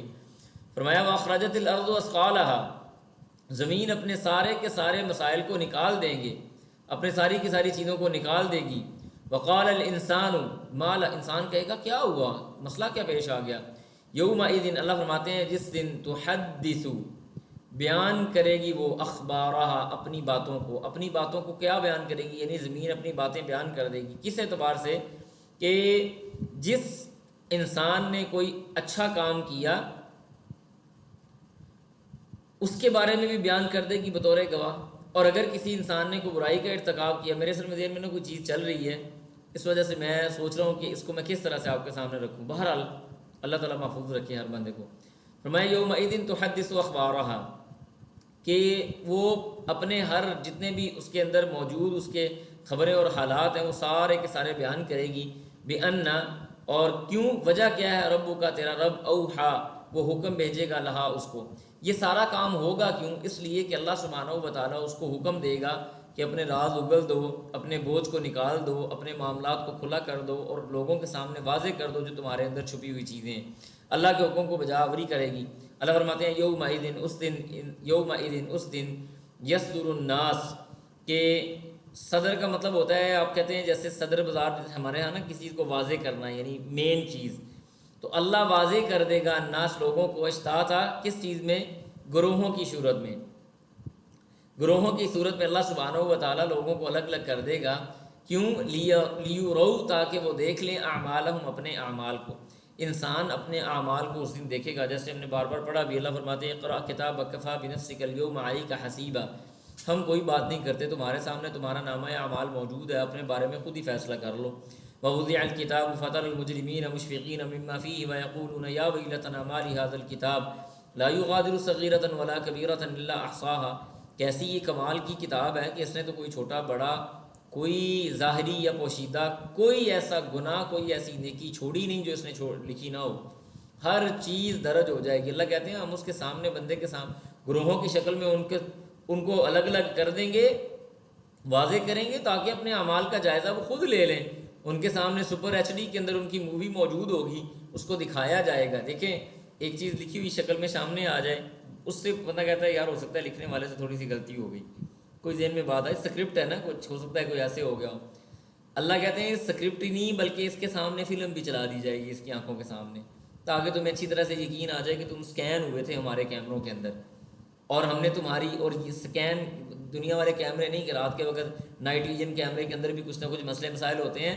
اللہ کے کیمرے ایسے ہیں کہ انسان کسی بھی صورت اس فلم کو، اس چیز کو دیکھنے کے بعد انکار نہیں کر سکے گا. فرمایا فمن یعمل، جس نے عمل کیا، مثقال ذرۃ، رائی کے دانے کے برابر بھی وزنی کسی نے کوئی عمل کیا، خیرن اچھائی والا، یراہ وہ اس کو دیکھے گا. اچھائی کا عمل ہلکا پھلکا بھی اگر کسی نے دیکھا کیا تو وہ اس کو پا لے گا. ومن یعمل مثقال ذرۃ شرا یرہ، اور جس نے کوئی ہلکا پھلکا بھی برا عمل کیا تو وہ بھی اس کو وہاں پہ اپنے سامنے واضح طور پہ موجود پا لے گا. اس کے بعد آگے اللہ سبحانہ و تعالیٰ سورۃ العادیات ہے، فرمایا بسم اللہ الرحمن الرحیم. سورۃ العادیات میں اللہ تعالیٰ نے گھوڑوں کی مختلف انداز سے قسمیں اٹھائی ہیں ان کی صفات کو ذکر کرتے ہوئے، اور بعض مفسرین نے لکھا کہ یہاں سے مراد عام گھوڑے ہیں، اور بعض نے لکھا کہ یہاں سے مراد باقاعدہ جہاد والے گھوڑے ہیں جو جہاد کے لیے کام آتے ہیں. اور نبی السلام کی ایک حدیث آتی ہے، آپ نے فرمایا گھوڑوں کی 3 قسمیں ہیں.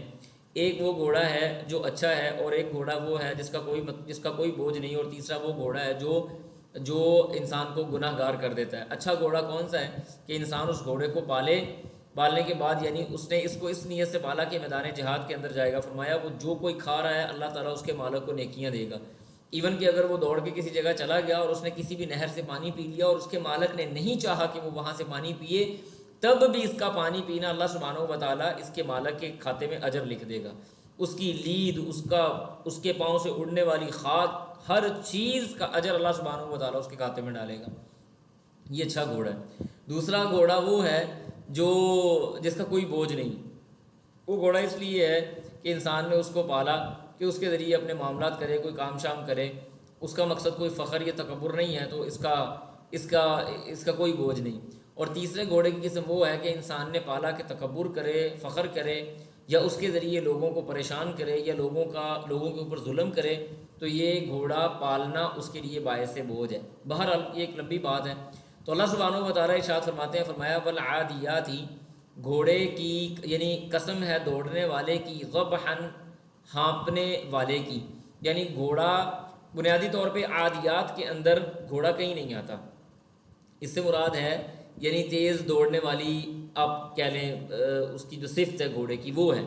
لیکن ضبح جو ہے وہ اس کو آ کے واضح کر رہا ہے کہ ہانپنے والے، یہاں پہ گھوڑے کی بات ہو رہی ہے کہ گھوڑا جب تیز دوڑتا ہے تو وہ ہانپتا ہے. فرمایا تیز دوڑنے والے گھوڑوں کی قسم جو ہانپنے والا ہے. فالموریاتی قدحا، پھر فرمایا فالموریاتی، چنگاریاں اڑانے والا، قدحن یعنی اپنی ٹاپوں سے. قدحا کہتے ہیں یعنی ٹاپ لگانا. گھوڑے کے سم جو ہوتے ہیں رات کے وقت جب وہ دوڑتا ہے تیزی کے ساتھ تو اس کے اس کے سموں سے باقاعدہ چنگاڑے نکلتے ہیں، اور ہم نے دیکھا بھی ہو، آپ نے شاید کبھی کوئی ویڈیو وغیرہ بھی دیکھی ہو کہ واقعی نکل رہے ہوتے ہیں۔ تو اللہ سبحانہ و تعالیٰ نے ان گھوڑوں کی قسم اٹھائی کہ جن کے سموں سے چنگاڑیاں نکلتی ہیں۔ پھر فرمایا فالمغیرات صبحا، پھر فرمایا کہ ان گھوڑوں کی قسم صبح، جو صبح کے وقت حملہ آور ہوتے ہیں، جو صبح کے وقت جو حملہ کرنے والے ہوتے ہیں۔ دیکھیں اہل عرب جو تھے نا، اہل عرب کے ہاں رات کے وقت شب خون ماری کرنا یہ اچھی صفت شمار نہیں ہوتی تھی، بلکہ اس کو بزدری شمار کیا کرتے تھے۔ لہٰذا یہ راتوں کو جاتے کسی کے اوپر اگر انہوں نے حملہ کرنا تو نکلتے رات کے وقت، لیکن اس بستی کے قریب جا کے پڑاؤ کر لیتے۔ صبح جب ہوتی تو بالکل صبح جب بالکل ارلی مارننگ ہوتی ہے، تھوڑی یعنی وہ اجالا ہونا شروع ہوتا ہے، تو اس وقت یہ حملہ کرتے تھے۔ اللہ نے فرمایا فالمغیرات صبح، یعنی وہ جو بالکل صبح کے وقت وہ حملہ آور ہونے والے ہیں، ٹھیک ہے جی۔ فاثرن بھی، یعنی وہی حملہ آور ہونے والے یا آپ دن کے وقت حملہ کرنے والے۔ پھر فرمایا فاثرن به نقعا، اس کے بعد اللہ فرماتے ہیں ان کے غبار کی بھی جو اس کے ساتھ نقع اڑنے والا ہے۔ اثرنا غبار بھی جو ان کے ساتھ نقع اڑتا ہے، اللہ نے اس غبار کی بھی قسم اٹھائی۔ پھر فرمایا فوسط نبی جمع، فوسط پھر ان کی جو گھس جاتے ہیں بھی اس کے ساتھ جمعن ایک لشکر کے اندر، یعنی گھوڑے کو جب مالک یہ حکم دے دے کہ تم نے باقاعدہ، اب حالانکہ گھوڑے کو بھی اس بات کا اندازہ ہوتا ہے کہ وہ اگر اس لشکر کے اندر جا کے گھسے گا تو اس کی جان بھی جائے گی، اس کو زخم بھی لگیں گے، اس کو مار بھی پڑے گی، اس کے باوجود وہ مالک کی بات کے اوپر لبیک کہتے ہوئے ایسے بڑے سارے لشکر کے اندر جا گھستا ہے۔ اللہ نے یہاں پہ یہ گھوڑے کی پوری مثال دی اور پورا ایک سین کریٹ کیا، اس کی قسمیں بھی اٹھائیں۔ مقصد کیا تھا کہ یہ ایسا گھوڑا ایسا باوفا جاندار ہے، باوجود اس کے کہ اس کو یقین ہے کہ اس کے ساتھ بری ہونے والی آگے جا کے، پھر بھی مالک کا حکم مانتے ہوئے وفاداری نبھاتا ہے اور لشکر کے اندر گھس جاتا ہے۔ لیکن اس کے باوجود اللہ کہتے ہیں ان الانسان، بے شک انسان لربہ، اپنے رب کا لکنود، وہ بڑا ناشکرا ہے۔ گھوڑا باوفا ہے کہ مالک کی ایک بات پہ لبیک کہہ دیا، اس کے ایک اشارے پہ ناچنا شروع کر دیا، اس کے ایک اشارے پہ لڑنا شروع کر دیا اور اپنی جان قربان کر دی۔ اور لیکن انسان ایسی مخلوق ہے کہ دن رات اللہ سبحانہ و تعالیٰ کے احسانات کے نیچے دبا ہوا ہے، اور اس کے باوجود کھڑا بھی مالک کے سامنے ہی ہو جاتا ہے، میں نہیں مانتا، ناشکرا ہے۔ وَإِنَّهُ عَلَىٰ ذَلِكَ لَشَهِيدٌ، اور پھر فرمایا وَإِنَّهُ، اور بے شک وہ عَلَىٰ ذَلِكَ، اس بات پر، لَشَهِيد، خود بھی گواہ ہے، اس کو خود بھی پتہ ہے کہ وہ اللہ سبحانہ و تعالیٰ کی نعمتیں کس قدر کھا رہا ہے اور کس قدر معاملات کر رہا ہے۔ پھر فرمایا وَإِنَّهُ، اور بے شک وہ لِحُبِّ الْخَيْرِ، وہ خیر مطلب مال اور دولت کی محبت کے اندر لشدید، بڑا ہی سخت ہے۔ اس پہ ایک واقعہ آتا ہے، رسول اللہ صلی اللہ علیہ وسلم نبی علیہ السلام مدینہ منورہ میں موجود تھے، آپ علیہ السلام کو بحرین یہ نجد کی طرف علاقہ تھا، بحرین کی طرف سے اللہ کے رسول صلی اللہ علیہ وسلم کو دینار آئے، کافی سارے وہ دینار، وہ درم تھے، سوری دینار نہیں تھے، کافی درم اللہ کے رسول کو بھیجے گئے۔ نبی علیہ السلام نے مسجد میں رکھوا دیے، آپ علیہ السلام نے فرمایا کہ مسجد میں رکھ دو۔ پھر نماز کا وقت، آپ نے اس کی طرف دیکھا بھی نہیں، آپ غنی تھے، بے پرواہ بندے تھے، نبی علیہ السلام کیا فرق پڑتا تھا۔ نماز پڑھی، نماز کے بعد آپ نے اس مال کے پاس بیٹھ گئے، جو بھی آ کے مانگتا آپ اس کو دے دیتے، جو بھی مانگتا اس کو دیتے۔ حضرت عباس رضی اللہ تعالیٰ عنہ اللہ کے رسول کے پاس آئے اور آگے کہا اللہ کے رسول مجھے بھی دیں، میں نے بھی فلاں کام کیا تھا، اپنے کسی کام کا حوالہ دیا۔ نبی صاحب نے فرمایا لے لو جو لینا ہے، جو مال اٹھانا ہے اٹھا لو۔ حضرت عباس رضی اللہ تعالیٰ عنہ نے وہ درم جو تھے وہ اپنی جھولی کے اندر ڈالنے شروع کر دیے، اپنے کپڑے کے اندر ڈالنے شروع کر دیے۔ اتنے زیادہ درم ڈالے کہ جب کھڑے ہونے لگے تو کھڑا نہیں ہوا گیا۔ انہوں نے کچھ صحابہ کو آواز دی کہ مجھے کھڑا کرو، نبی صاحب نے فرمایا کہ یہ نہیں ہوگا۔ انہوں نے کہا اللہ کے رسول پھر آپ مجھے کھڑا کر دیں، فرمایا یہ بھی نہیں ہوگا۔ انہوں نے کچھ درم نکال دیے، پھر بھی کھڑا نہیں ہوا گیا۔ پھر اللہ کے رسول کو کہا، صحابہ کو کہا، اللہ کے رسول نے کہا نہیں یہ نہیں ہوگا، خود اٹھو۔ پھر انہوں نے کچھ درم نکال دیے اور پھر وہ جو بوری سی تھی، یہ جو بھی ان کے پاس کپڑا تھا یا جو بھی چیز تھی، اس کو بھر کے اپنی کمر پہ لادا اور اٹھ کے نبی علیہ الصلوۃ والسلام راوی بیان کرتے ہیں کہ جب تک عباس آپ کی آنکھوں سے اوجل نہیں ہو گیا، آپ ان کو دیکھتے رہے کہ مطلب انسان جو ہے اس کے ساتھ یہ معاملات ہوتے ہیں، ٹھیک ہے جی۔ پھر اللہ فرماتے ہیں افلا یعلم، کیا وہ نہیں جانتے، اذا بعثر، جب اٹھائے جائیں گے، ماں جو چیز بھی ہے فی القبور، قبروں کے اندر موجود جو چیزیں ہیں، قبریں ہیں، وہ بھی نکالی آ جائیں گی باہر۔ قبروں میں جو موجود مردے ہیں وہ بھی آئیں گے۔ اس سے مراد صرف قبروں والے مردے نہیں ہیں، بلکہ اگر کوئی انسان سمندر کی تہوں کے اندر مر کے وہ چلا گیا، جیسے آپ نے دیکھا ہوگا گزشتہ سال غالباً وہ ٹائٹینک کو دیکھنے کے لیے ٹائٹن آبدوز کے اندر کچھ لوگ گئے تھے اور وہ وہاں پہ مر گئے، ان کی باقیات میں سے کوئی ایک پیس بھی نہیں ملا، اللہ سبحانہ و تعالیٰ ان کو بھی سمندروں کی تہوں سے نکال کے باہر لے آئے گا۔ افلا یعلم اذا بعثر ما فی القبور، اور پھر فرمایا وحصل ما فی الصدور، اور حصل سامنے آ جائے گا ما فی الصدور جو سینوں میں ہے۔ اللہ انسان کے سینوں کے رازوں کو بھی سپر ایچ ڈی مووی کے اندر سامنے لے آئے گا، یہ تمہارے دل کے اندر چھپا ہوا ہے۔ ان ربہم، بے شک ان کا رب، بہم ان کے ساتھ، یومئذ اللہ سبحانہ و تعالیٰ ان کو ان کے بارے میں، یومئذ آج کے دن، لخبیر اس دن، لخبیر البتہ وہ سب سے زیادہ باخبر ہوگا۔ اللہ سبحانہ، یقیناً اللہ سبحانہ و تعالیٰ اس دن یا اس کے علاوہ بھی البتہ اللہ خبیر ہے۔ خبیر اسی کو کہا جاتا ہے جو ہر چیز کا جاننے والا ہو، انسان کے ذہن میں آنے والی باتوں کو بھی اللہ سبحانہ و تعالیٰ جانتا ہے۔ اس کے بعد سورۃ قاریہ ہے، فرمایا بسم اللہ الرحمن الرحیم، القاریہ، کھڑانے والی۔ قارعہ کا مطلب ہوتا ہے کہ ایک چیز کو دوسری چیز سے ایسے مارا جائے کہ اس میں سے ایک بڑی آواز پیدا ہو، کھڑکا پیدا ہو۔ جیسے مثال کے طور پہ میرے پاس کوئی ایسی سخت چیز پڑی نہیں ہے، کوئی لوہے والی چیز کو آپس میں زور سے مارے تو ایک آواز پیدا ہو، اس کو قارعہ کہتے ہیں۔ فرمایا القاریہ، کھڑکھڑانے والی۔ مل قاریہ، کیا ہے وہ کھڑکھڑانے والی؟ وما ادراک مل قاریہ، اور آپ کو کیا معلوم ہے کہ وہ کھڑکھڑانے والی چیز کیا ہے؟ یہ بھی قیامت کے ناموں میں سے نام ہے۔ فرمایا یوم یکون الناس، جس دن لوگ ہو جائیں گے کیا؟ کل فراش، فراش کہتے ہیں پتنگوں کو، المبثوث، اللہ فرماتے ہیں پتنگوں کی طرح وہ ہو جائیں گے۔ کیسے؟ المبثوث، بکھرے ہوئے۔ آج کل یہ والی جو آیت ہے نا، آج کل سمجھنا مشکل نہیں ہے۔ ساون کا مہینہ گزر گیا، بھادوں آ گیا، مطلب یہ برسات کے مہینے ہیں۔ برسات کے مہینوں کے اندر آپ کھلے میدان میں جائیں، کھلی جگہ پہ جہاں پہ اوپن ایئر ماحول ہے، دروازے وغیرہ بند نہیں ہوتے، آپ کوئی لیمپ وغیرہ یا کوئی لائٹ جلائیں تو اس کے ارد گرد پتنگے آنا شروع ہو جاتے ہیں۔ اور اگر آپ آگ کا الاؤ جلائیں کسی جگہ پہ تو اتنے پتنگے آئیں گے کہ وہ آگ کے ارد گرد بے ہنگم انداز سے اس شمع کے اندر گرتے جائیں گے اور اپنی جان دیتے جائیں گے، بے ہنگم، بکھرے ہوئے۔ کل فراش، لوگوں کو آپ دیکھیں گے وہ مدہوش ہوں گے پتنگوں کی طرح، ایک ہی طرف وہ دوڑ رہے ہیں اور ان کو سمجھ نہیں آ رہی کدھر جانا ہے، کیا ہو رہا ہے، ہو کیا رہا ہے، چل کیا رہا ہے، بے ہوشی کی کیفیت ہے، کوئی سمجھ نہیں آ رہی۔ جیسے نے فرمایا ان زلزلۃ الساعۃ شیء عظیم یوم ترونها تذهل كل مرضعة عما ارضعت وتضع كل ذات حمل حملها وترى الناس سکارى، آپ دیکھیں گے لوگ نشے کی حالت میں ہوں گے، وما هم بسکارى، حالانکہ کوئی نشہ نہیں انہوں نے کیا ہوگا، ولیکن عذاب اللہ شدید، اللہ کا غصہ، اللہ کا غیظ، اللہ کا غضب اس دن بڑا سخت ہوگا کہ انسان کے پریشانی کے ساتھ ہاتھ پاؤں پھولے ہوں گے، اس کو سمجھ نہیں آ رہی ہوگی۔ کل فراش مبثوث، بے ہنگم انداز سے، بے قطار انداز سے، ایک چھما کی طرف، ایک طرف بھاگے چلے جا رہے ہیں، کوئی سمجھ نہیں آ رہی، بکھرے ہوئے ہیں۔ فرمایا وتکون الجبال، اور ہو جائیں گے پہاڑ، کل عہن، روئی کی طرح، المنفوش، ایسی روئی جو باقاعدہ یعنی دھنکی ہوئی روئی ہو، پنجی ہوئی روئی، بالکل نرم، اس کے ہلکے پھلکے ریشے ہوتے ہیں۔ وہ جو پینجا اگر آپ نے دیکھا ہوا نہیں، وہ جو روئی کو دھنکنے والی جو مشین ہوتی ہے، اس مشین سے نکلنے والی کبھی روئی کو دیکھیں، وہ اڑ رہی ہوتی ہے، اس کا وزن ہی کوئی نہیں ہوتا۔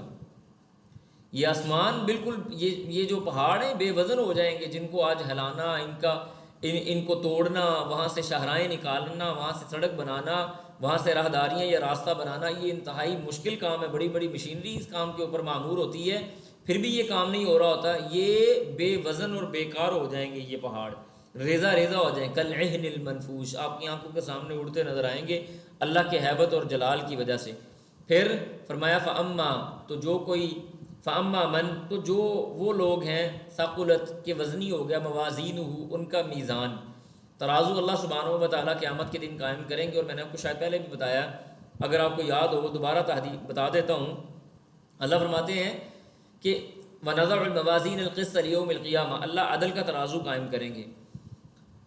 اللہ کا جو ترازو ہے وہ ہمارے ترازو کی طرح نہیں ہے۔ اللہ تعالیٰ کا ترازو انسان کے عمل کی مقدار اور معیار دونوں چیزوں کو تولے گا، اور دونوں کے اوپر دلیل موجود ہے۔ نبی علیہ الصلوۃ والسلام فرماتے ہیں کہ قیامت کے دن ایک آدمی کو لایا جائے گا، موٹا ہٹا کٹا تیز بڑا وزنی آدمی ہوگا، دور سے نظر آ رہا ہوگا، اس کو میزان کے ایک پلڑے میں بٹھایا جائے گا، اس کا جسم مچھر کے پر کے برابر یا مکھی کے پر کے برابر بھی اس کا وزن یا بوجھ نہیں ہوگا، اتنا ہلکا وہ آدمی، بالکل کوئی اس کا وزن ہی نہیں ہے۔ جبکہ عبداللہ ابن مسعود رضی اللہ تعالیٰ عنہ کے بارے میں آتا ہے کہ ایک بار کھجور پہ چڑھے تو کپڑا تھوڑا سا پنڈلیوں سے سائڈ پہ ہو گیا، صحابہ نے دیکھا پتلی پتلی پنڈلیاں تو مسکرانے لگے، مذاق کیا، دوستی یاری تھی۔ درگشہ میں مذاق کر رہے ہو عبداللہ کی پنڈلیوں کے ساتھ، قیامت کے دن اللہ سبحانہ و تعالیٰ ان پنڈلیوں کو ایک میزان میں رکھے گا اور دوسری طرف احد پہاڑ کو رکھے گا تو ان پنڈلیوں کا وزن احد پہاڑ سے زیادہ وزنی ہوگا۔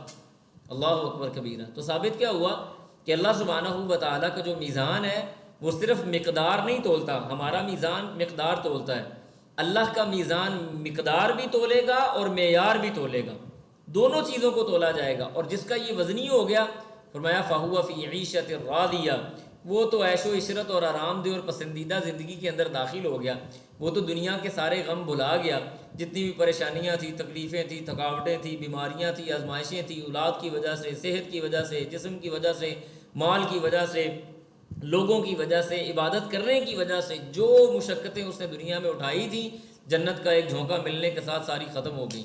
فَهُوَ فِي عِيشَةٍ رَاضِيَةٍ وَأَمَّا مَنْ خَفَّتْ مَوَازِينُهُ، ہاں رہے وہ لوگ خفت ان کا ہلکا ہو گیا، موازینہ بوجھ، فرمایا فَأُمُّهُ هَاوِيَةٌ، او ان کا ٹھکانہ کیا ہے؟ وہ ہاویہ ہے، جہنم کے اندر ایک ٹھکانے کا نام، گہری کھائی کا نام ہے، فَأُمُّهُ هَاوِيَةٌ وَمَا أَدْرَاكَ مَا هِيَ، اللہ کہتے ہیں تمہیں کیا پتا وہ کیا چیز ہے؟ نار حامیہ، وہ ایسی آگ ہے جو دہکنے والی، دہکتی ہوئی، بھڑکتی ہوئی آگ ہے، جس کے اندر اللہ سبحانہ و تعالیٰ ان لوگوں کو ڈال دیں گے۔ اس کے بعد ہمارے پاس سورۃ تکاثر آ جاتی ہے۔ اللہ فرماتے ہیں بسم اللہ الرحمن الرحیم، فرمایا الہاکم التکاثر، الہاکم تم کو غفلت میں ڈال رکھا ہے، التکاثر مال کی کثرت نے، کثرت خواہش نے، مال کی کثرت خواہش نے تمہیں غفلت میں ڈال دیا۔ پھر کثرت خواہش کہاں تک گئی؟ حتیٰ، یہاں تک کہ تم دیکھ لو المقابر، قبروں کو، تم قبروں کو دیکھ لو، یہاں تک تمہیں تمہاری مال کی کثرت نے تمہیں دھوکے میں ڈالا ہو۔ نبی صلی اللہ علیہ وسلم کی ایک حدیث آتی ہے، فرمایا کہ ابن آدم کا یہ حال ہے، اگر اس کے پاس سونے کی ایک وادی ہو تو کہے گا اللہ ایک اور ہو جائے، اگر 2 ہو تو کہے گا اللہ 3 ہو جائے، 3 ہو تو اللہ کہے گا 4 ہو جائے، یہاں تک کہ ابن آدم کا پیٹ قبر کی مٹی کے علاوہ دنیا کی کوئی چیز نہیں بھر سکتی۔ یہ ہر وقت حل میں مزید کے چکر میں پڑا ہوا ہے، کچھ نہ کوئی، حتیٰ زرتم، مرے گا تو جان چھوٹے گی، اس کے علاوہ کچھ نہیں ہے۔ اور یاد رکھیں انسان جب مرتا ہے تو 3 چیزیں اس کے ساتھ جاتی ہیں۔ آپ علیہ السلام نے فرمایا ایک اس کا مال، دوسری اس کی اولاد، اور تیسری اس کے اعمال۔ مال اور اولاد اسی وقت واپس آ جاتا ہے، بلکہ مال تو سمجھے آگے جاتا ہی نہیں ایک طرح سے، اولاد ادھر ہی ہاتھ جھاڑ آتی ہے۔ ایک چیز اس کے ساتھ رہتی ہے، وہ ہے اس کے اعمال، اور اسی کے اندر انسان سب سے زیادہ ناقص ہے۔ جس چیز نے انسان کا ساتھ نہیں دینا، اس کے اوپر انویسٹمنٹ کر رہا ہے، اس کے اوپر شور شرابہ کر رہا ہے، اس کے لیے معاملات کر رہا ہے۔ حتیٰ زرتم المقابر، فرمایا کلا سوف تعلمون، ٹھیک ہے مال جمع کر لو، ان قریب تم جان لو گے، سوف تعلمون۔ اس لیے میں ہمیشہ دعوت دیتا ہوتا ہوں کہ مال جمع کرنے کے چکر میں نہ پڑے، دے دیں، کیا فرق پڑتا ہے؟ اللہ نے آپ کو دیا، آپ آگے دے دیں، کچھ بھی نہیں ہوتا، اور آ جائے گا، خیر ہے، پچھلا جائے گا تو اور آئے گا، نکال دیں، کچھ نہیں ہوتا۔ کلا سوف تعلمون، فرمایا ان قریب تم جان لو گے، ثم پھر کلا، ہرگز نہیں، سوف تعلمون، ان قریب تم جان لو گے، فرمایا کلا، ہرگز نہیں، لو تعلمون، کاش کہ تم جان لو، علم الیقین، علم یقین یعنی یقین تمہیں حاصل ہو جائے۔ میں نے آپ کو بتایا تھا کہ یقین کی قرآن مجید کے اندر 3 طرح کی کیفیت بیان کی گئی ہے، ٹھیک ہے جی۔ نمبر 1 ہے علم الیقین، نمبر 2 ہے حق الیقین، اور تیسرا ہے عین الیقین۔ علم الیقین یہ ہے کہ انسان کے پاس خبر آئی، اس نے تصدیق کر دی۔ حق الیقین یہ ہے کہ انسان نے کے پاس کچھ نشانیاں آئیں اور اس نے اس بات کو مان لیا۔ نمبر 3 کیا ہے کہ انسان اپنی آنکھوں سے دیکھ لے، ہر چیز کو اپنے آنکھوں سے واضح دیکھ لے۔ تو یہ 3 طرح کے یقین قرآن مجید کے اندر مختلف انداز سے اللہ نے بیان کیے۔ کلا لو تعلمون علم الیقین، پھر فرمایا لترون الجحیم، ہاں ضرور بضرور تم جہنم کو دیکھ لو گے۔ ثم پھر لترونها، تم ضرور بضرور اس کو دیکھو گے، کس سے؟ عین الیقین، اس یقین والی آنکھ سے، اس ظاہری آنکھ سے تم جہنم کو دیکھو گے۔ ثم لتسألن یومئذ عن النعیم، ثم پھر لتسألن، البتہ ضرور بضرور تم سے سوال کرے گا اللہ تعالیٰ یومئذ، اس دن، عن النعیم، اپنی نعمتوں کے بارے میں۔ یہ جب آیت نازل ہوئی نا تو صحابہ پہ بڑی گراں گزری، اللہ اکبر کبیرہ، یعنی اللہ کے رسول صلی اللہ علیہ وآلہ وسلم کے پاس صحابہ آئے اور گھٹنوں کے بل بیٹھ گئے، جب یہ آیت نازل ہوئی نا، اللہ کے رسول ہمارے پاس ہے کیا، ثم لتسألن یومئذ، یہ بڑی بوجھ والی آیت ہے اگر آپ اس کے اوپر تھوڑا غور کر لیں. واللہ یقین کریں یہ انسان کی کمر کو توڑ دینے والی آیت ہے اگر انسان تھوڑا سا غور کر لے. فرمایا ثم لتسألن، صحابہ آئے گھٹنوں کے بل اللہ کے رسول کے پاس بیٹھ گئے. اللہ کے رسول ہمارے پاس ہے کیا جو اللہ ہم سے سوال کرے گا قیامت کے دن؟ کہا کیا تم ٹھنڈا پانی نہیں پیتے، تم کھجور نہیں کھاتے، تم کپڑے نہیں پہنتے، تم جوتا نہیں پہنتے، اللہ قیامت کے دن تم سے ان نعمتوں کا بھی سوال کرے گا. اور حضرت جابر ابن عبداللہ رضی اللہ تعالیٰ عنہ کی حدیث آتی ہے، اللہ کے رسول گھر سے نکلے، عمر بھی نکلے، ابوبکر بھی نکلے، ان کے باغ میں چلے گئے. لمبی حدیث ہے، اختصار سے بتا رہا ہوں. انہوں نے تازہ کھجوریں پیش کی اور ٹھنڈا پانی پیش کیا. اللہ کے رسول نے کھجوریں تناول فرمائیں، پانی نوش کیا، اور اللہ کے رسول رونا شروع ہو گئے زاروں کے تار. پوچھا گیا تو فرمایا ثم لتسألن یومئذ عن النعیم، اللہ قیامت کے دن ان کھجوروں اور اس ٹھنڈے پانی کے بارے میں بھی سوال کرے گا. ہم ٹھنڈی گاڑیوں میں سفر کرتے ہیں، اسی کمروں میں بیٹھتے ہیں، یہ ہمارے سامنے ٹیکنالوجی عام ہے. اللہ تعالیٰ ہر چیز کے بارے میں بندے سے پوچھے گا، اور جس سے پوچھنا شروع کر دیا وہ مارا گیا. ثم لتسألن یومئذ عن النعیم، نعمت کا سب سے بڑا صدقہ یہ ہے کہ اس کی قدر کی جائے اور ہر نعمت کو کوشش کیا جائے اللہ کے راستے میں گزارنے کی، اللہ کے راستے میں گزارنے کی بات کی جائے، اللہ کے راستے میں اس کو دینے کی. کچھ بھی نعمت اللہ نے آپ کو دی ہے اس کا صدقہ نکالے اللہ کے راستے میں اختیار کر کے. ٹھیک ہے جی. یقین کی 3 قسمیں کسی بھائی نے پوچھا. یقین نمبر 1 ہے علم الیقین، نمبر 2 حق الیقین، اور تیسرا عین الیقین، آنکھوں کے ساتھ دیکھنا، علم، حق اور عین. اس کے بعد سورۃ العصر ہے. اللہ فرماتے ہیں والعصر، قسم ہے عصر کے وقت کی بھی اور زمانے کی. دونوں صورتوں میں بیان کیا جا سکتا ہے. زمانے کے اعتبار سے بھی قسم کہی جا سکتی ہے، اور عصر کی نماز کے وقت یعنی عصر کے وقت کی بھی قسم ہو سکتی ہے. ان الانسان، بے شک انسان، لفی خسر، البتہ وہ خسارے میں ہے. خسارہ کیا؟ گھاٹا. میں نے انویسٹمنٹ کی اور مجھے گھاٹا ہو گیا، میری انویسٹمنٹ بھی چلی گئی، میرا راس المال بھی چلا گیا. خسارے کا مطلب یہ نہیں کہ پروفٹ کے اندر تھوڑی کمی آ گئی، خسارے کا مطلب یہ ہے کہ راس المال بھی چلا جائے. اللہ کہتے ہیں انسان تو خسارے کے اندر ہے. امام شافعی رحمہ اللہ اس سورہ کے بارے میں بیان کرتے ہیں کہ یہ اپنے معنی کے اعتبار سے اتنی شاندار، جاندار اور جامع صورت ہے کہ اللہ تعالیٰ اگر اس صورت کے بعد کسی اور صورت کو نازل نہ فرماتا تو انسان کی رشد و ہدایت کے لیے یہ صورت کافی تھی. فرمایا الا الذین آمنوا، ہاں مگر وہ لوگ ایمان لائے جو، اور عاملوا الصالحات، نیک عمل کیے، وتواصوا بالحق، ایک دوسرے کو حق کی وصیت کرتے ہیں، وتواصوا بالصبر، اور ایک دوسرے کو صبر کی نصیحت کرتے ہیں. اس کے اندر انسان کے حقوق اللہ بھی آ جاتے ہیں اور حقوق العباد بھی آ جاتے ہیں. پھر ان 4 کے اندر آپشن نہیں ہے، یہ چاروں فرض ہیں: ایمان، عمل صالح، ایک دوسرے کو نیکی کا حکم، حق بات کا حکم دینا جس کے اندر نیکی بھی آ جاتی ہے، اور ایک دوسرے کو صبر کی تلقین کرنا. یہ چاروں صفات پائی جائیں گی تو پھر یہ والے لوگ کامیاب ہیں. ان کے علاوہ باقی ساری کی ساری جو تخلیق اور مخلوق ہے وہ کسی نہ کسی اعتبار سے خسارے کے اندر ہی موجود ہے. اس کے بعد آگے میں بڑے اختصار کے ساتھ بیان کر رہا ہوں، ویسے اس کے اوپر تو بڑا 2-2.5 گھنٹے کا پورا لیکچر ہو سکتا ہے، کوئی ایسا مسئلہ نہیں، اتنی جامع صورت ہے یہ.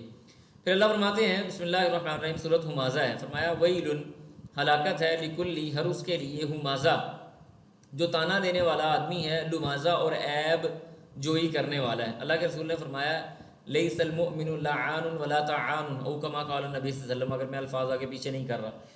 فرمایا کہ مومن نہ تو لعنت کرنے والا ہوتا ہے نہ تانا دینے والا ہوتا ہے. مومن تانا شانہ نہیں دیتا، اس کی عادت نہیں. اور ہم تو بیٹھ کے کسی بھی بندے کے بارے میں کمنٹ کرتے ہیں، اس کی عیب جوئی کرتے ہیں کسی بھی بندے کے بارے میں. حضرت عائشہ رضی اللہ تعالیٰ عنہ نے کسی امہات المومنین میں سے کسی کے بارے میں بات کی کہ اچھا وہ چھوٹے قد والی، ایسے باتوں میں بات کر دی، حالانکہ وہ سارے ساتھی تھے. نبی صلی اللہ علیہ وسلم نے فرمایا عائشہ تم نے ایسی بات کی، اگر تمہارا یہ کلمہ اٹھا کے پانی میں پھینک دیا جائے تو وہ پانی کڑوا ہو جائے، سمندر کڑوا ہو جائے، تم نے اتنی سخت بات کی ہے. نہ عیب نکالیں، نہ کسی کی چگلی کریں، نہ تانا زنی کریں، نہ عیب کریں، کوئی ضرورت نہیں ہے یہ کام کرنے کی. فرمایا ویل لکل ہمازۃ لمازہ، کون؟ الذی، وہ، وہ جمع کرتا ہے، مالن، مال کو، وعددہ، اور اس کو گنتا رہتا ہے، شمار کرنے والا ہے. یحسب، اس نے یہ سمجھ رکھا ہے، یہ اس کو یقین، اس نے گمان کیا، انا کہ مالہ، اس کا مال، اخلادہ، وہ ہمیشہ رہنے والا ہے. انسان یہ گمان کر کے بیٹھا ہے کہ اس کا مال ہمیشہ رہنے والا ہے، حالانکہ مال ہمیشہ رہنے والا نہیں ہوتا. مال کو جانے میں 1 سیکنڈ لگتا ہے ایسے، اور ہم نے تو تجربے سے دیکھا، اپنی آنکھوں سے دیکھا ہے، ایسے 1 منٹ لگتا ہے، 1 منٹ بھی شاید زیادہ ہو، 1 سیکنڈ کے اندر مال ختم ہو جاتا ہے. یحسب ان مالہ اخلدہ، پیپروں کے اوپر یہ یقین رکھ کے بیٹھا ہے کہ یہ ساری زندگی رہ جائیں گے، ایسا نہیں ہے. فرمایا کلا، ہرگز نہیں، لینبذن، فرمایا ضرور بضرور وہ ڈالے جائیں گے فی الحطمہ، اس جہنم کی وادی میں، اس جہنم میں جو انسان کو چکنا چور کر دینے والی، پھاڑ دینے والی اور تروڑ مروڑ دینے والی چیز ہے۔ جہنم انسان کو یعنی ختم کر دینے والی چیز ہے۔ فرمایا وما ادراک ما الحطمہ، آپ کو کیا معلوم کہ وہ حطمہ وہ کیا چیز ہے، وہ چکنا چور کرنے والی، توڑ دینے والی کس چیز کی، کون سی وادی کا نام ہے؟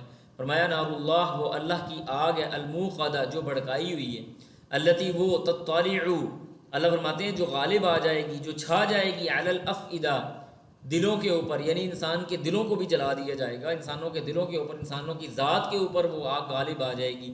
انہا بے شک وہ علیہم اس پر ہے مؤصدہ، یعنی بند کر دی جائے گی، آگ ایسے ہوگی کہ اس کو جیسے بند کر دیا جائے چاروں طرف سے۔ فرمایا فی عمد ممددہ، ستونوں میں، ایسے ستونوں کے اندر، ممددہ جو لمبے لمبے ہیں، لمبے لمبے ستونوں کے اندر اس کو ایسے کہ جیسے اس آگ کے اندر بند کر دیا گیا ہو۔ اس کے بعد آگے سورۃ فیل ہے۔ سورۃ فیل یہ آپ جانتے ہیں کہ ابرہہ حبشی تھا، یمن کا جو نائب حاکم تھا، یہ بیت اللہ سے جیلسی ہوئی کہ بیت اللہ کی جیسے اللہ نے شرف اور عزت رکھا ہوا ہے، مقام رکھا ہے، لوگ اس کی طرف جاتے ہیں، اس نے سوچا کہ میں ایک چرچ بناتا ہوں، لوگ اس کی طرف بھی آئیں گے، اس کی طرف بھی آئیں اور اس کی عزت بھی ویسے ہی ہو جائے۔ بہرحال اس کی عزت کیا ہونی تھی، کسی آدمی کو موقع ملا اور اس نے جا کے وہاں پہ پخانہ کر دیا۔ اس کو اس بات پہ بڑا غصہ آیا اور اس نے بیت اللہ کو ڈھانے کا ارادہ کیا۔ 13 تقریباً اس کی لشکر کے اندر ہاتھی تھے اور بہت بڑا لاؤ لشکر لے کے یہ آ گیا۔ بیت اللہ میں آنے سے پہلے وادی محصر پہ انہوں نے، وادی محصر سے تھوڑا سا پیچھے انہوں نے اپنا قیام کیا، اور مسلمانوں کو جو پتہ چلا کہ، یعنی مسلمان مطلب کہنے کا مطلب یہ کہ مشرکین مکہ اس وقت جو وہاں پہ موجود تھے، معذرت کے ساتھ مسلمان کہہ رہا ہوں، مشرکین مکہ جو وہاں پہ موجود تھے، ان کو پتہ چلا۔ اس وقت قریش کے سردار عبد المطلب تھے۔ عبد المطلب کے پاس معاملہ آیا، عبد المطلب نے لوگوں سے کہا کہ اپنا اپنا مال سنبھالو۔ اب عبد المطلب اپنی وجاہت کے اعتبار سے، شان اور مقام کے اعتبار سے بڑے مطلب بڑی وجیحہ تھے، بڑی ایک بارو پرسنالٹی تھی۔ ابرہہ کے پاس گئے تو ابرہہ نے باقاعدہ آگے ہو کے ان کا استقبال کیا، استقبال کر کے بٹھایا اور کہا ہاں جی کس حوالے سے آئیں؟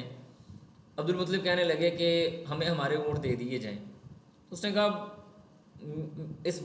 آپ کی اس بات نے میری نظر میں آپ کی عزت کم کی ہے، میں تو سمجھا تھا شاید آپ بیت اللہ کے بارے میں بات کرنے آئے۔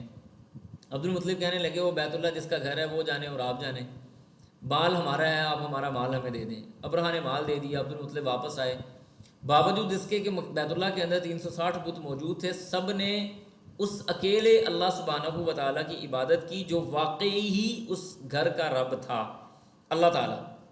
اللہ کی عبادت کی، اللہ تعالیٰ سے یعنی مناجات کی، اور یہ لوگ دور ہٹ کے چلے گئے۔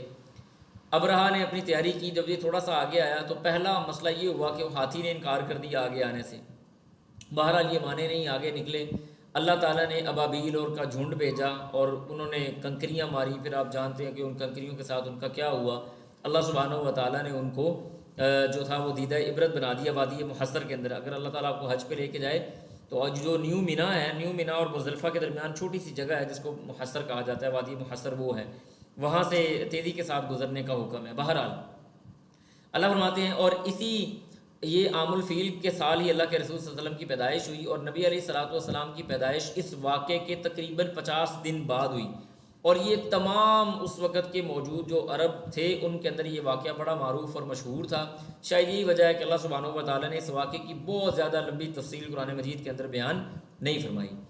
بسم اللہ الرحمن الرحیم، اللہ فرماتے ہیں الم ترا، کیا آپ نے نہیں دیکھا، کیفا کیسے، فعل کیا ربک تیرے رب نے، باصحاب الفیل ہاتھی والوں کے ساتھ، علم یجعل کیا نہیں بنایا ان کو، کیدہم ان کی چال یا ہیلا سازی کو، فی تضلیل بیکار، اللہ نے ان کی چال کو بیکار نہیں کر دیا، وارسل اور بھیجے علیہم ان پر، طیرن یعنی پرندے، ابابیل جھنڈ کے جھنڈ۔ دیکھیں ابابیل جو ہے نا عربی زبان کے اندر کسی بھی پرندے کو نہیں کہا جاتا، یعنی کسی پرندے کا اسپیسیفک نام نہیں ہے، جیسے ہمارے ہاں چڑیا ہے یا کبوتر ہے یا کوئل ہے یا فاختہ ہے یا کوا ہے وغیرہ وغیرہ۔ عربی زبان کے اندر ابابیل یعنی ایسے چھوٹے پرندوں کے جھنڈ کو کہا جاتا ہے جو اکثر مطلب اپنے جھنڈ میں رہتے ہیں، جو یعنی ایک لشکر کے اندر رہتے ہیں، ایک طرح سے ان کو کہا جاتا ہے۔ وہ چھوٹے چھوٹے ہوتے ہیں، آپ آج بھی جائیں تو وہ بیت اللہ کے ارد گرد آپ کو چھوٹی چھوٹی چڑیاں، چھوٹے چھوٹے وہ نظر آئیں گے پرندے، بالکل چھوٹے ہوتے ہیں، چڑیا سے بھی چھوٹا ہوتا ہے. تو اللہ کہتے ہیں ترمیہم، کیا کر رہے تھے وہ؟ ترمیہم پھینکتے تھے بحجارۃ پتھر، من سجیل، ایسے پتھر سے جو مٹی سے، یعنی مٹی نما پتھر تھا. مطلب سجیل کہتے ہیں ایسی مٹی کو جو سخت ہو گئی ہو اور پتھر کی طرف مائل ہو گئی ہو. سنگ گل بھی کہا جاتا ہے جس کو عربی زبان کے اندر، یعنی ایسا پتھر جو نوکدار ہو اور اس کے اندر مٹی مکس ہو. فرمایا ایسے پتھر وہ پھینک رہے تھے. فجعلہم، اور بنا دیا اس نے اس کو، کعصفن، یعنی بھوسا معقول، کھایا ہوا، کھائے ہوئے بھوسے کی طرح ہو گئے. کھائے ہوئے ایسا جیسے بھوسا، جیسے کسی جانور کے پیٹ سے اگر اوجری نکالی جائے تو اس کو ایک اس کے اوجری کے اندر سے وہ جو کھایا ہوا بھوسا نکلتا ہے، اس کی کیا کیفیت ہوتی ہے اور اس کی کیا بدبو ہوتی ہے وہ آپ بھی جانتے ہیں.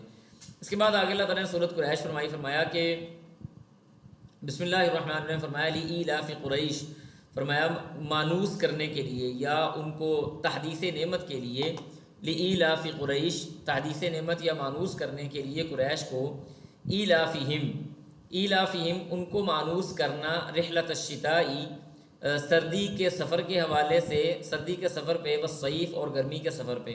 دیکھیں جو مشرکین تھے نا، اللہ نے ان کو بڑی عزت بخشی تھی. یہ سردی کے اندر شام اور فلسطین وغیرہ کی طرف سفر کرتے تھے، تجارتی قافلہ لے کے جاتے تھے، اور گرمیوں میں یمن کی طرف آتے تھے قافلہ وغیرہ لے کے. گرمی کے اندر یمن میں آتے تھے اور سردیوں میں شام اور فلسطین وغیرہ کی طرف جاتے تھے، اور اتنا مال اکٹھا کر کے لے آتے کہ پورا سال بیٹھ کے کھاتے تھے. اللہ نے بیت اللہ کی تولیت کی وجہ سے ان کو اتنا مقام اور شرف دیا، تو اللہ تعالیٰ اسی طرف ان کی توجہ مبذول کروا رہے ہیں کہ تمہیں اتنا مقام اور شان دیا گیا اور تمہیں اتنا رزق وافر فراہم کیا گیا. کیا اس لیے کہ تم بیت اللہ کے اندر بت رکھو؟ نہیں. فَلْيَعْبُدُوا، تاکہ وہ عبادت کریں، رَبَّ هَذَا الْبَيْتِ، اس گھر کے رب کی، اس گھر کے رب کی وہ عبادت کریں.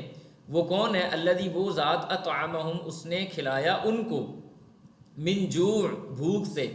اللہ نے بھوک سے ان کو رجا دیا، یعنی ان کی بھوک کو دور کر دیا، ان کو کھانا فراہم کیا، ان کو اللہ تعالیٰ نے ان کی بھوک کو مٹا دیا. آپ بھی جانتے ہیں کہ جب بنو عدنان وغیرہ، یعنی اگر پچھلے آپ عرب کی بات پڑھیں تو کس طرح عرب یہاں پہ آ کے آباد ہوئے، پانی کی قلت تھی، کئی مسئلے مسائل تھے. بیت اللہ سبحانہ و تعالیٰ نے امن کا گہوارہ بنایا، پھر اللہ سبحانہ و تعالیٰ نے اس کی تولیت قریش کو دے دی، پھر پورے عرب کے اندر اور ایون فلسطین اور شام کے اندر، یمن کے اندر، دیگر شہروں کے اندر اور ممالک کے اندر ان کو عزت شرف کی نگاہ سے دیکھا جاتا. اگر کوئی اپنا نسب بیان کرتا کہ میں خادم حرمین ہوں، یعنی خادم حرم ہوں، خادم بیت اللہ ہوں، تو اس کے مال کو لوٹا نہیں جاتا تھا، ڈاکون پہ ہاتھ نہیں ڈالتے تھے. اتنا مقام اور مرتبہ اللہ نے دیا تھا. تو کیا اس کا نتیجہ یہ ہے کہ تم بیت اللہ میں 360 بت رکھ کے ان کی عبادت شروع کر دو؟ نہیں. جس اللہ نے تمہیں یہ مقام، تمہیں یہ مرتبہ دیا ہے، وہ اللہ تم سے مقام اور مرتبہ چھین بھی سکتا ہے. اور جس اللہ نے یہ مقام اور مرتبہ دیا، حق بھی وہی رکھتا ہے کہ اللہ سبحانہ و تعالیٰ کے سامنے جھکا جائے. فرمایا الذی، وہ اللہ، اطعمہم، وہ ذات جس نے ان کو کھانا دیا، من جوع، بھوک سے ان کو مال فراہم کیا. پھر فرمایا وآمنہم، اور اللہ نے ان کو امن دیا. کس سے؟ من خوف، خوف سے. خوف سے اللہ سبحانہ و تعالیٰ نے ان کو امن دیا، اور بھوک سے اللہ سبحانہ و تعالیٰ نے ان کو کھانا فراہم کیا. تو یہ ہمارا آج کا سبق تھا. اللہ سبحانہ و تعالیٰ سے دعا ہے کہ جو آپ کے سامنے رکھا ہے اس کو قبول کرے، اور اللہ تعالیٰ ہمیں اس پر عمل کرنے کی توفیق عطا فرمائے. کوئی اناؤنسمنٹ ہے وہ انشاءاللہ ابھی آپ کے ساتھ ہو رہی ہے. سبحانک اللہم وبحمدک، اشہد ان لا الہ الا انت، استغفرک واتوب الیک. والسلام علیکم ورحمۃ اللہ وبرکاتہ. جزاک اللہ خیر. Recording stopped.